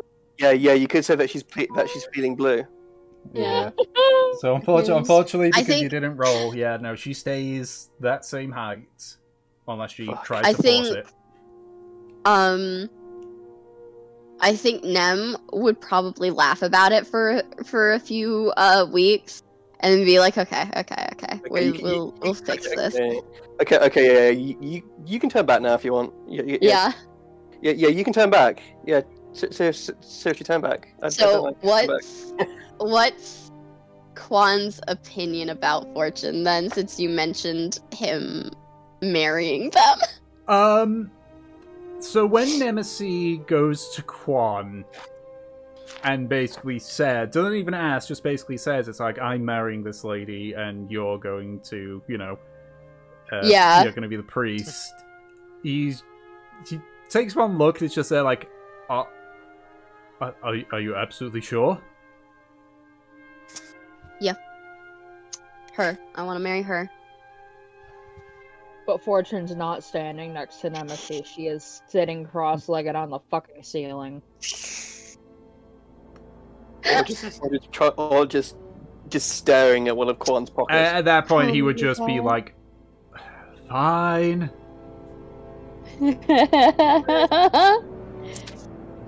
See, what part does Quan not like about this situation? Is it that she's a tiefling, that she's a thief and a criminal, that she's a woman, The second one. She's a fucking criminal. Yeah. Oh my god. I mean, yeah, I suppose it does make sense that he'd have like the once a criminal, always a criminal mindset. Yeah. He'd be like, look at her, she has a known gang tattooed on her. Yeah, she wouldn't bother fuck off, She we wouldn't all bother need to trying make to convince Nemesis though, because he's again, Quan isn't stupid. He would take one look and see Yeah. how like close they are, and he's just like, right, okay, I'm just wasting my goddamn breath if I do this. Yeah, Pretty fucking. much. Like, the second that he starts to protest, Nem would have just been like, remember how you slept with my mother, of all people? Oh, for That God's was an sake. interesting decision, wasn't it? Oh, dear. Touche. Touche. There is. How dare you bring her up when Fortune and Nemesis are nothing like that situation? That's the point. Like, that's Nemesis' point of, like, you made an awful fucking decision. Just imagined if the reason that he was gonna say no was because she was purple. Because she's purple.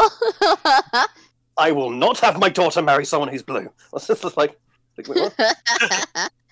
I mean, Quan doesn't really think he has much say in what his daughter does, given Yeah. he ran away before she was born.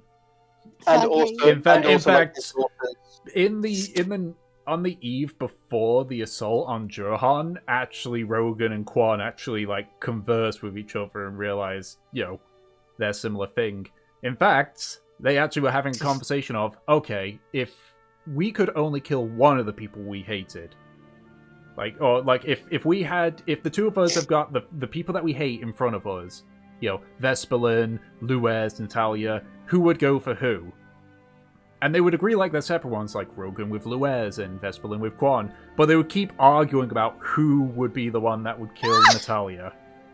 Oh my god. Both is nice. Which, Why not both? in my headcanon, if Nemesis came through on that, she would be like, no, I'm the one killing Natalia. In which they would be like, she's got more reason than we do. We'll just settle with what we've got. Which is funny, because it would mean, going by the fight, Quan would not be the one to kill Vespelin. Yeah. Which he wouldn't mind, because it's like, you know, I've got bigger things to worry about than some revenge Yeah, quests. dead is dead. Yeah, it's like, he's dead. But see, now, That's a problem. now I'm just imagining, like... Because I imagine, at the very least, that Nem will still, like, get involved with, I guess, more, like, small-time things, like, you know, what we did with Exter with the Necromancer and everything. Mhm. Like, she'll still help out. Fucking, I just imagine, like, the Paladin's going to do something again. And Nem's there, and someone is like, aren't you gonna do something about, like, your daughter? And Con's just like, I can't stop her. Pretty much. I mean, at that It's like- point, that's where duty would kick in. He'd still make... Oh my God. He and Arlene would still make sure that if you were doing Paladin business with him, you would fall in line alongside, you know, normal Paladin stuff. Nem would be so irritated. He would just have a little bit of leeway with it. Nem would be so fucking annoyed. She'd be like, can't we just do this? Why do we have to follow all these rules? Because otherwise we could get another Vespelin, and I'd rather avoid that. Are you talking about me? Anyway, we should move on. Wow! That answered a lot, Father. I don't think Quan would ever be comfortable with Nemesis Yeah, calling... She'd probably say it just to mock him. Yeah. It would be rather painful for him. Oh my god. Yes, yeah. Nemesis I would- just realized in Fortune's toy house her identification is idiot. Yeah, I'm guessing Nem would never call her dad, just father, because she's like that. Well, she called Luez father. It's Mm. very formal. Like, there's Yeah. no That makes sense. connection there. How, like, aristocrat, like the aristocrat, how formal she was raised, yeah. Yeah. I mean, literally, like, she called, I was actually watching the scene back when I was looking for quotes and everything. The only time that she used another word for her mom outside of mother was when she was making fun of Natalia and called Called her what, sorry? Mummy Dearest. Oh, yeah. Oh my god. Good times. Madness. Yeah. That's great. And I so- I like Nem and Fortune's ending. That's really that's really nice. Yeah. They got a Um, great ending. And so... I do wonder. So I've got a question about Trothanar stuff. Yes. So basically, how does he get absolved of all his crimes he did under the Wardens? Specifically, it was due to his actions in sort of bringing in a new friendship between the dwarfs and Jurhan. Okay. And I'm guessing, was that decision very much swayed by, like, the new king of Jurhan putting in a good word kind of thing? Yeah.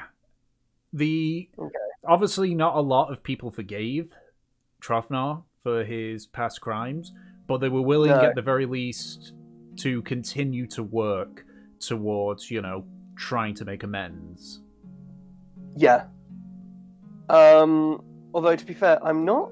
It's interesting, because with a character like Trothanar, I'm really torn as to whether he actually gets a happy ending. I would say he does.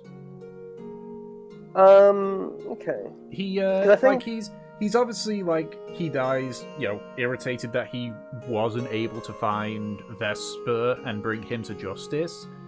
But he Mhm. also looks back at all he has done, the friends he's made, the fact that he's helped grow the clan back and set it on the way to repair. Yeah. Like, he has some regrets, as I think anyone does when they die, but So he he has so many. Jesus Christ. but he at least goes beyond the barrier, knowing that there's at least a chance that he has a place in Morian's Forge now. Okay, that's quite nice. Although I'm quite fond of the idea of almost keeping his ending almost sort of up to fate, and basically say, okay, once he's been pardoned and once Clan Glowhammer is back on the path towards rebuilding, he's after a chance meeting with a mysterious woman, he disappears, never to be seen again. I mean, And that was basically him working with Lucia to try to track down Vesper. Potentially. As I say, like, that's just what I had in my head in regards to Okay. things. Okay, fair enough. All right. But Because I do like the idea of Lucia meeting up with him and saying, "Come help me find Vesper." Because I think Trothanar would agree. I think Trothanar would see her as the lesser evil and help her if she ever approached him. Yeah. But yeah, okay, yeah. I like the ending. I like the fact that it's not just like 15 years of hard work and there's like, no, not good enough. Chop his head off. yeah, the only bit where they're a little bit like not good enough was Holvik, because unfortunately, Yeah.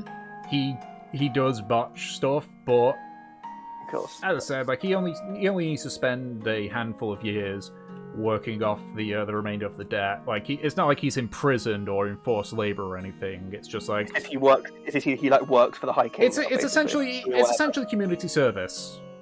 Okay. He essentially is given community service for a few years. And how is how's Nelly? How's my little sister? She eventually takes over Clan Glowhammer. Of course, yeah. She sort of begins to turn it around the time of Trothnar's death. She begins to turn it into a more trade-focused clan, as opposed to it's a more. She likes money. Yeah.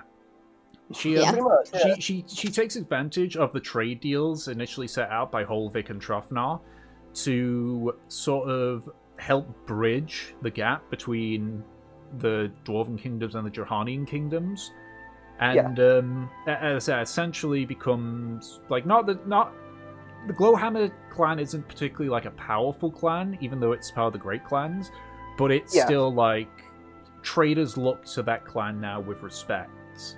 Okay. Because they have a lot of fingers and a lot of pies and such. Yeah. I can't. Yeah, and just I like the idea of like afterwards like a bunch of inns across Jehan like stock Glowhammer ale. Yeah. And it's like and it almost becomes like almost like for like young Johanian kids. It's like a rite of passage of like, okay, you need to like down a pint of Glowhammer ale and still be standing, or something like that. Yeah, due to the strength, it's not a particularly popular drink, but it is usually found and is often given to Dwarven delegates whenever they visit the Kingdom of Johan. Out of curiosity, is it served in the Ambassador's Lounge in Rabasra? For that particular area, yes. Hell yeah. Okay. Just wondering. Okay. I like the ending. I like that Trofnar gets, not killed. Mhm. Quite nice. Okay, cool. I'm happy with that. Yeah. I really like Nem and Fortune's ending. I guess then, with that, with all the questions and the outcomes mentioned, this closes the book of the Ansor Campaign and the Tale of God's Headache.